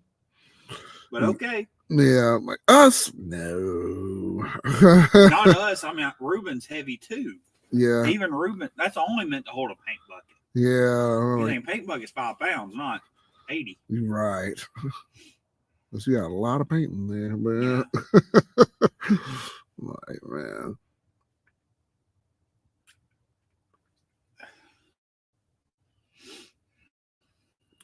And also, I didn't mention this in my little promo thing, and we all probably saw it in the intro or try to see it. If y'all are interested, if you want to send something to the channel, or if you just want to say hi, come email us at raycigarlounge@gmail.com. If you want to do a collaboration, we'd love to get a ladies' night or something, a little along the lines of going with that. So let us know if you're interested. Shoot us an email. We'd love to get you on the show at some point, and just kind of go over some stuff. Just hang out a little bit and do some fun theme things. So let us know. We are interested. And we are available. So we'll go back to our regular scheduled programming next Saturday, 9 p.m. Central Standard Time. So we'll be back. And you're taking off the next week. Yeah. Yes, because that will be our 10-year anniversary. And our birthday. Don't forget that too. Oh, no, I'm ready. Shoot. I can't tell y'all what I'm doing, but look, it's going to be awesome. I know. Oh, Hawkeye already knows. The legend knows. The legend is in on it too. And, he's so sneaky too. He didn't say anything, but my wife was just like, yeah, your friend knows. Like, which friend? Oh, McGill.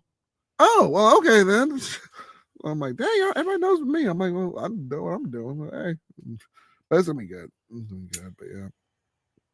But y'all come on and chat's a little bit quiet tonight. I understand. A couple things going on, but y'all come on in, join the conversation. Got a story to tell you after. So she don't want you to know about. Oh no! Oh, don't let it be bad. No. No, it's not bad. Okay. It's not bad at all. Okay. Always good vibes, happiness as much as we were talking about World War II earlier. Okay. Say that for the unaired after show, unofficial, not a really official after show. Well, it's unaired. But yeah, all right, cool, man.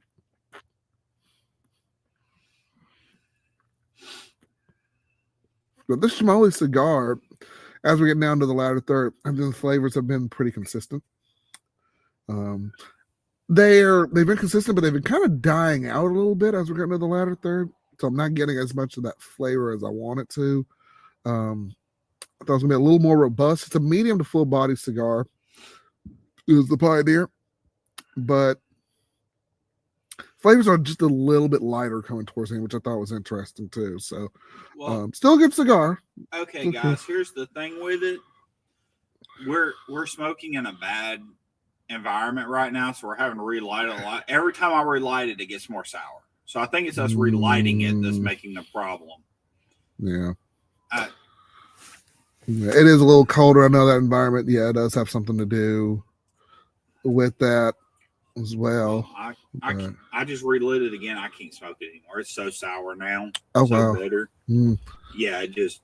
You charred? Well, not charred, but I guess you have.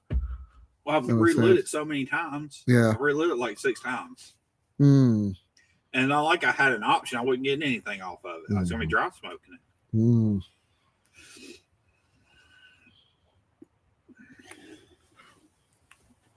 Yeah. I mean, you can try it if you want to, but yeah. And you're having the same problem. You're having the same thing. It's getting sour on you too. Yeah, coming down to that last little bit. It's getting. I think that's why. Yeah, but Chimolly, still appreciate you sending the cigars. Oh no, the cigar would have been awesome if I wouldn't be having to relight it. I don't think that's y'all's fault. But I wonder that's what the weather. I wonder if we were like in an actual lounge in the more of a warmer environment, possibly, and drier, drier. It might get a little bit of a different outcome with that. But overall, so decent cigar. Decent cigar though.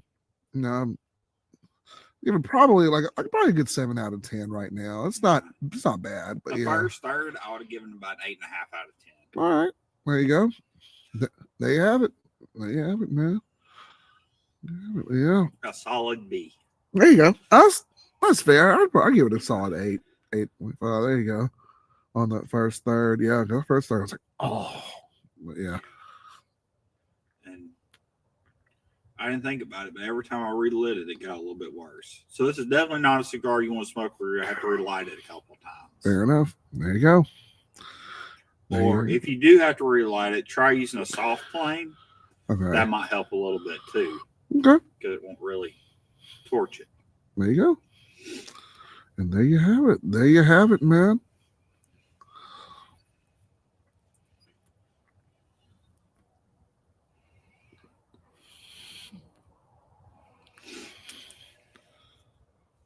All right. We'll check to see. We're going to check real quick. And I highly doubt there are any, but we will check real quick to see if there are any PayPal notifications on here. All right. Oh, look at that. Oh, my man Sober Cigars followed me. Thank you, buddy. He did what? He followed me on social. Yeah, on Instagram. Thank you. Sober Cigars. Thank you, buddy. We got to get together to do a collaboration too. On there, he actually gave me some good advice, so I appreciate him on there. I don't think he's Cigar Scope.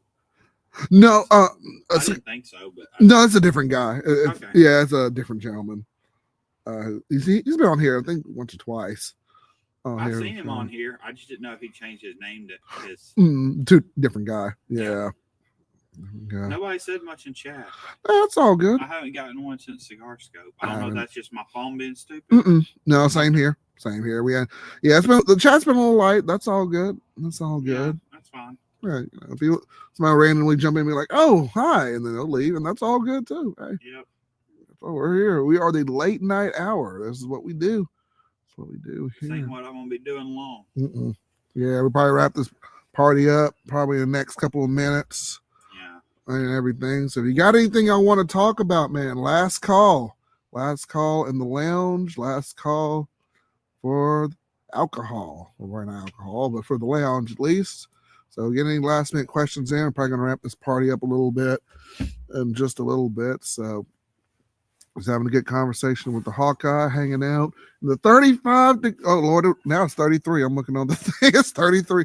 Lord.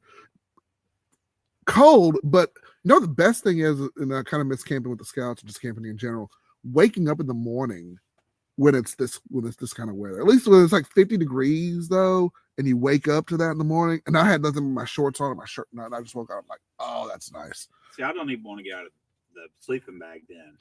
But I'm like, I could just stay in here forever. It feels so good. It does feel nice though. Because once you're nice and snug, oh yes. I had a sleeping bag. I think y'all have it. That's it's kind of like it's waterproof on both sides. But that thing, you can sweat in that thing. Yes, you can. It is so nice. Oh, it's nice. Yeah, it's real nice. It's purple and yellow one. Yes, that one. Oh, I think I took that one.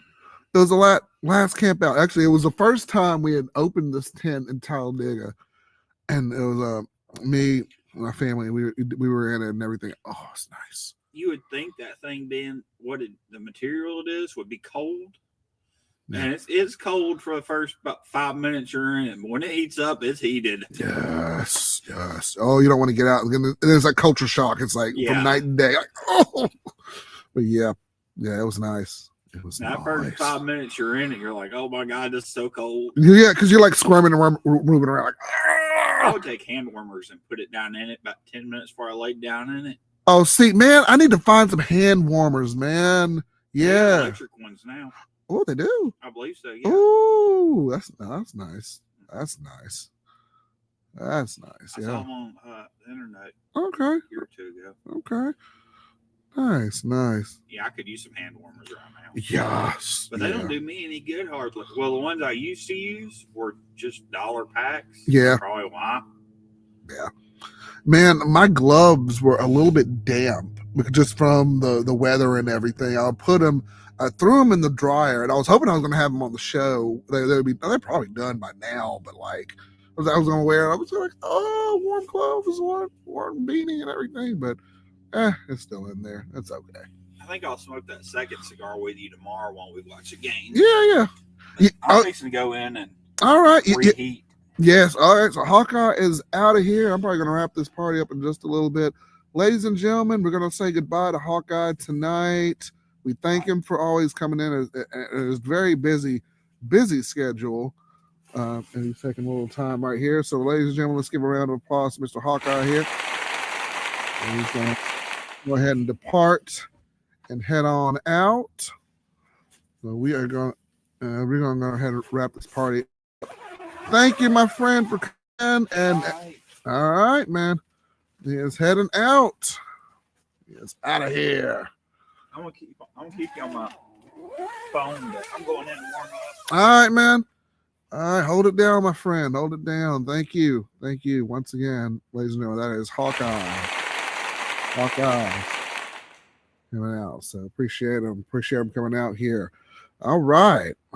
So we are here. Last call. I'm going to probably wrap this up into the 2.5 hour mark. I think we're at 2 hours and 5 minutes going right now. So we're going to go ahead and wrap this party up in just a little bit. Chat's been a little quiet. It's all good though. All good. I think a couple of other live cigar content was going earlier. I think, was it Cigars and Ben? I think they were going earlier. They were unveiling their pack or whatever they were doing. And I think another Cigar channel was going, I think, at the same time. Usually, like I said, we usually don't do this on Fridays, but like I said, Iron Bowl, big deal. Like, it's like religion in the state of Alabama. So make sure, have a good time if you all are Iron Bowl fans like we are.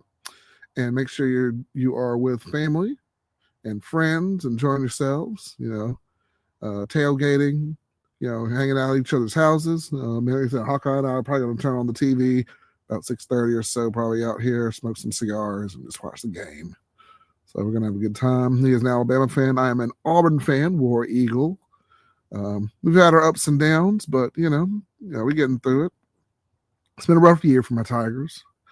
Losing another coach, but it was inevitable that we were going to lose Hugh Freeze. He tried, but so close, but no cigar. Sorry, Hugh. But maybe next year, maybe next time, wherever you end up, man, we wish you the best. I think you genuinely believed in Auburn. I could see that from you, but it just didn't work out. And I think Auburn fans believed that you believed in Auburn. I'll say one thing: you're better than Brian Harsin. Better than him. Shoot. That guy gave those conferences after the game. He was like, okay, yeah, we lost. Yeah, we'll try and do better. Okay, cool. Next game. Yeah. So, yeah. But go ahead and wrap this party up at the 2.5 hour mark. If nobody else comes in or says anything, I will shut off the stream. But again, really glad to be here. Really happy about it. Really glad to be talking with you guys and just being back in the cut, being back, doing the kind of getting back in the swing of things. And yes, I have poked fun at YouTube because of all these crazy restrictions and even to the strike on my channel, but it's just like, hey, yeah, we're just people. We're not doing anything bad. We're just people, just having a good time, trying to unwind. And this is what we do, what's a cigar channel? As I always say, what's a cigar channel without cigars? So, hey, this is what I love to do. So I love talking with you guys, love doing the live stream. And it just makes me happy. So hopefully soon we'll get the chat out here. We'll take down the tent and be in a much warmer environment. Actually have a nice heater that I can actually use out here. Actually now have 2 heaters. I have a nice fireplace heater that's upstairs. So I'm going to bring down, as well as that little heater that I bought that I thought it was going to be able to keep like right here next to the fan, but that didn't happen, but that's okay. But yeah, man. Yeah. So what I'm going to do is I'm going to take a quick break here, a quick commercial break. Commercial, not getting paid for this, but commercial break unless you donate. So I will be right back. For anybody who is watching, if anyone is watching here, I'm going to take a quick break. So y'all enjoy my stream here and my intro. Hope y'all like the intro too. So we're going to go ahead and play that real quick. We'll be right back after this.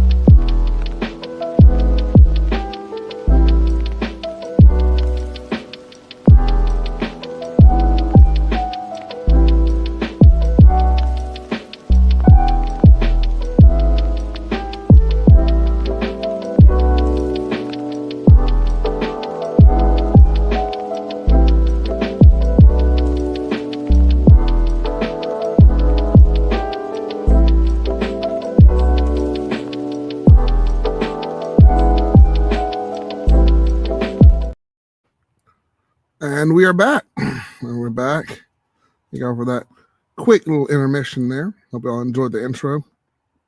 I have a "we'll be right back" intro in there, but that's going to be my new intro. Hope y'all enjoyed that. So, all right. So, hope y'all took a quick bathroom break, got you a drink, lit up your cigar again, and we are back for the final countdown of the episode. So, I might do an outro probably next week for next time. So, all right. So, any last minute comments, questions, concerns? You want to point and laugh? Go ahead. We're out here. Oh, there's my Auburn Tigers bean. Let me go get that real quick. So we are out here, y'all. Out here doing it. More Tiger stuff. So, all right. Woo! It's cold. Cold out here. Attempts to drop on Sunday. Like it needs to drop any further. But we are out here, y'all. Out here.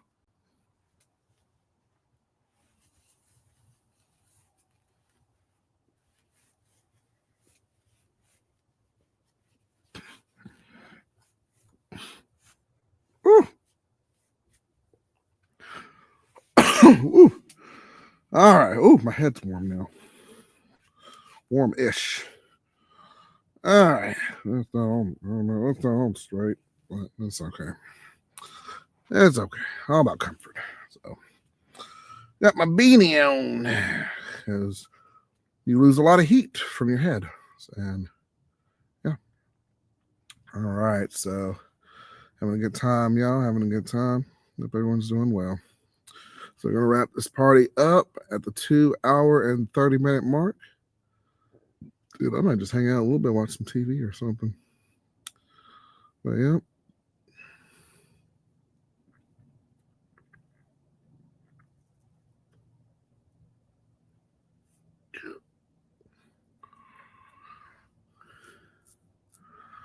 All right. All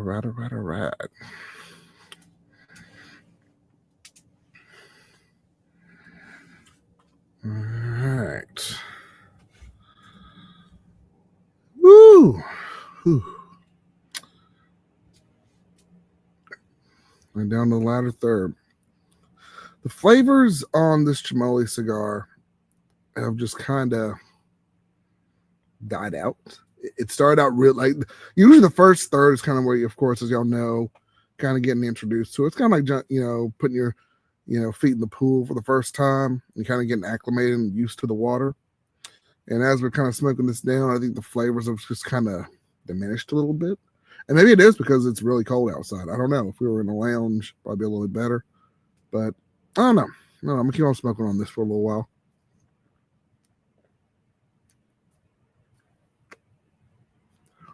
Probably going to cut up a couple more clips. I might do that tonight when I have some time. Because once I hit the rat race on Monday, it's a wrap right there. We're hitting the ground running. Everybody's going back to school, work, etc. So I might cut up a couple of clips. Feels like it's Saturday, but it's actually Friday night. So it's kind of weird. But yeah, I've enjoyed my time off. Enjoyed going to New Orleans. Enjoyed spending some time with my best friend. Enjoyed spending time with you guys. So it's been great. It's been really great, guys. So I really appreciate it. Really appreciate the love. Appreciate everybody sending me stuff. I got to get a Christmas list for everybody who sent me stuff. I really appreciate it. And I've been saving some of the packages that people have been sending me. And what I'll do is put together a little list and send some goodies and send some stuff to people. So yeah, huge shout out to everybody who's been supporting the lounge, supporting me. Even when I'm just kind of like, no, I'm going to take a couple weeks off, come back, do my thing. I'll try and do some more reviews. But I guess I got to play the YouTube game now. Like, woo, cigar. No cigar. Nope. Nothing to see here. I'll come up with something, but I don't know. Oh man. Yeah. Feels good out here. Sucks I can't use that heater. I just don't want it to burn down, the lounge. Yeah, there's already some. Well, it's a little bit wet up here, and I guess it's just due to the weather change. But yeah, so the 30-degree weather now, we're getting a little bit of dew and condensation. Some wet little droplets on the tent there through my little weather protector, the weather cover there. So that is what it is. But yeah. If you have any last minute questions, anything else, we're gonna go ahead and wrap this party up. And yeah, we'll go from there. We shall go from there. Well,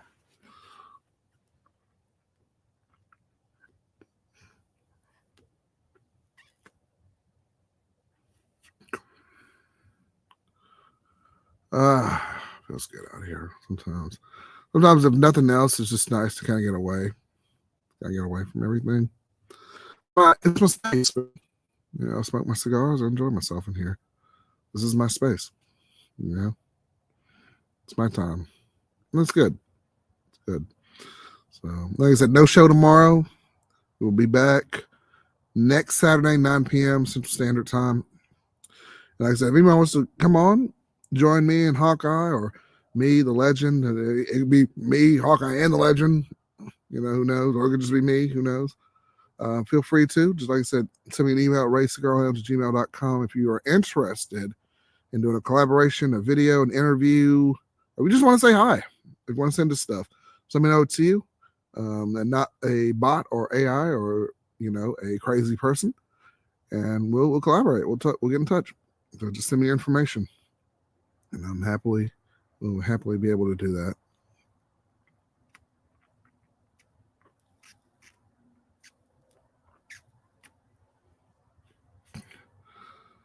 So, all right. Yep.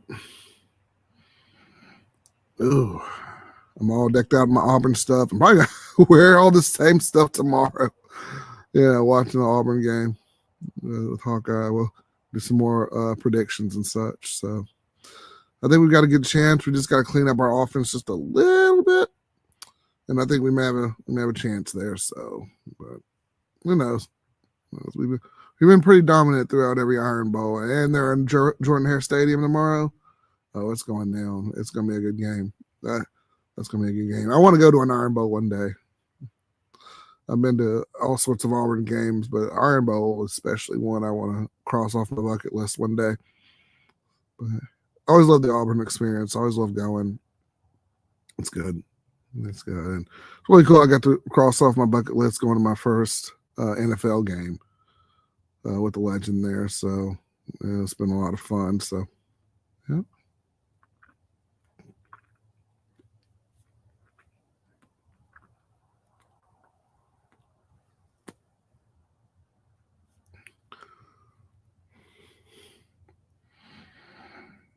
All right. Appreciate everybody watching. Appreciate everybody tuning in.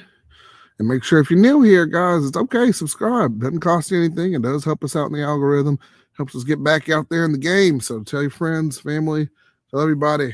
Check out Ray. Check out Ray Cigar Lounge, the weird guy with the Auburn stuff on in the tent. He's out here doing his thing. Here doing it. So I do it for y'all. Do it for the lounge. Do it for the people. Do it for the fam. So having a good time, y'all. Just having a good time. So, yep. Yeah.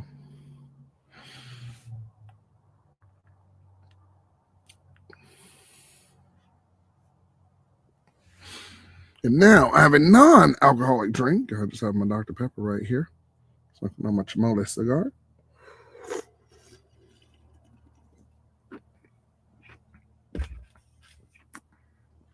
Went to the doctor not too long ago. Probably thought, you smoke cigarettes? I said, no. Smoke cigars? Yeah, occasionally. They just put it down. I'm like, yeah, okay. Put it in my chart. Occasionally smoke a cigar every now and then. So I was like, that's not a lie. That's what I do. Even talking about my little channel. I don't think you checked it out, but that's where we are. So yeah. So maybe the 5th time I'm relighting this thing. So yeah. Oh no. Yeah.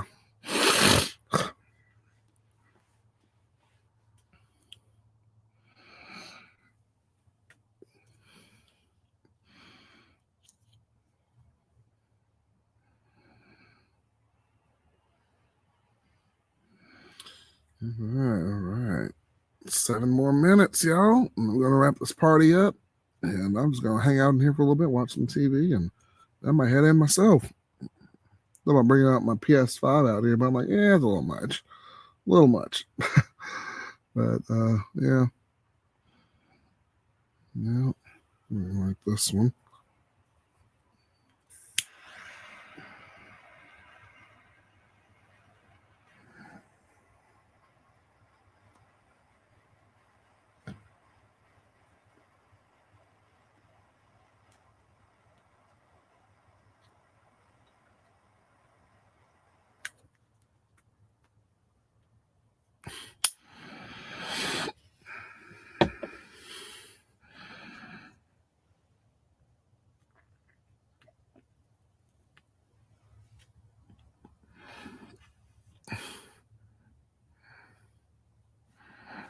All right.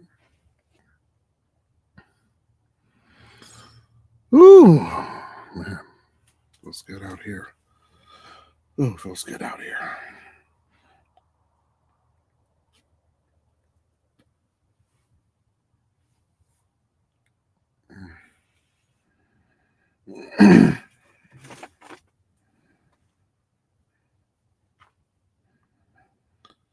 Oh man, so it's, I know people don't like dead air on radio shows or podcasts, but sometimes you just need a little dead air to just kind of collect your thoughts and just kind of keep it all together, you know. So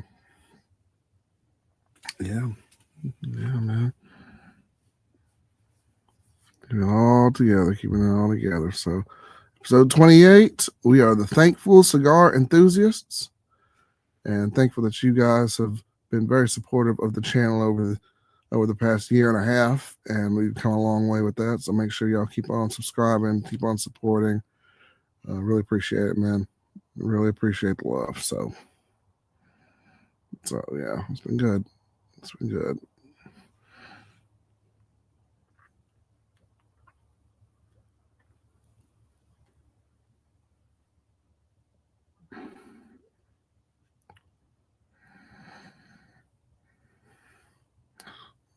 All right.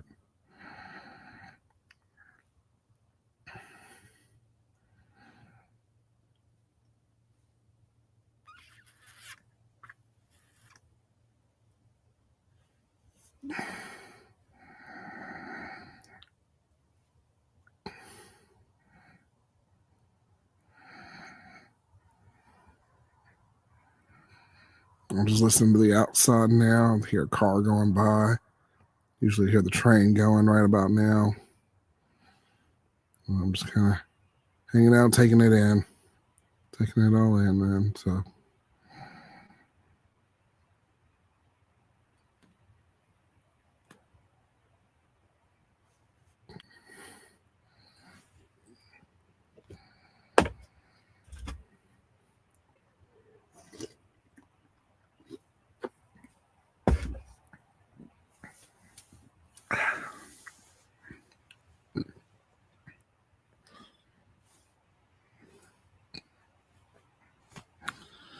All right.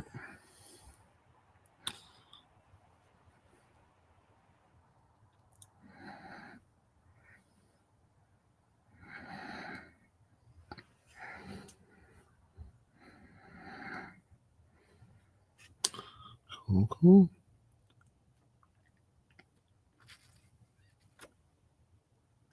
Not bad for that latter third. Getting to that point where it's getting a little hot down to the latter third.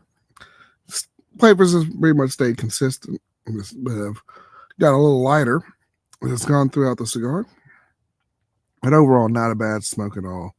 I'd recommend this one. I'll give it now probably about a maybe solid 7 out of 10. It's not a bad cigar, not a bad smoke at all. So that's my honest review on it. And with that being said, guys, we're going to go ahead and wrap this party up. Thank you all so much for coming. Thank you all for watching. If you can still scan the QR code if you still want to, if you're interested in donating to the channel, take your phone, scan the QR code, and it'll lead you to our PayPal account, to where you'll be able to donate if you'd like. Just a few things, little things here and there always help out, so we can continue doing this channel and doing this content for you guys. It does really mean a lot that you help out. And as always, follow us on all our social media. We are now on Instagram, so follow us there. It's crazy. I got more people on Instagram in like two or 3 days following me, as opposed to X, where I've had it for over a year, and I've only had just a few followers there. So appreciate all the love. Appreciate everybody looking out there. So we have 37 people on Instagram. I think I have just 26 or 25 people on X. That number will probably change. Half of those people are probably bots anyway. But I appreciate you all sticking here. We'll be back Saturday, not this Saturday, next Saturday, same time. It is going to be at 9 p.m. So make sure y'all check it out, 9 p.m. Central Standard Time, and Ray Cigar Lounge. I will try to come up with some more content. For now, I'm going to be posting a couple of shorts, but I've got my notebook. I actually brought it in this time, so I'm going to actually come up with some more ideas. I've got some things written down. Got some skits I kind of want to do too. I've had in the works. So all that is coming and more. Just stay tuned to Ray Cigar Lounge. And guys, I hope you have a great rest of your evening. Have a great weekend. War Eagle, y'all know what time it is. We're going to try and get to that bowl game. I don't know where we're going to be in the bowl game, but we're going to try and get there somehow. And Alabama is the team to beat, so that is what's going to be going on. And guys, I will see you all next time on Ray Cigar Lounge. Thank you again for another relaxing and wonderful show. Coolest Cigar Lounge on YouTube. Come check us out. And join the conversation on Facebook too. Join the group and come on in and talk with us, man. Post your pics, post videos. Let's talk about it. And until then, I will see you all next time. Ray Cigar Lounge. Keep in touch. Smoke your best sticks. And have a great night, guys. Peace.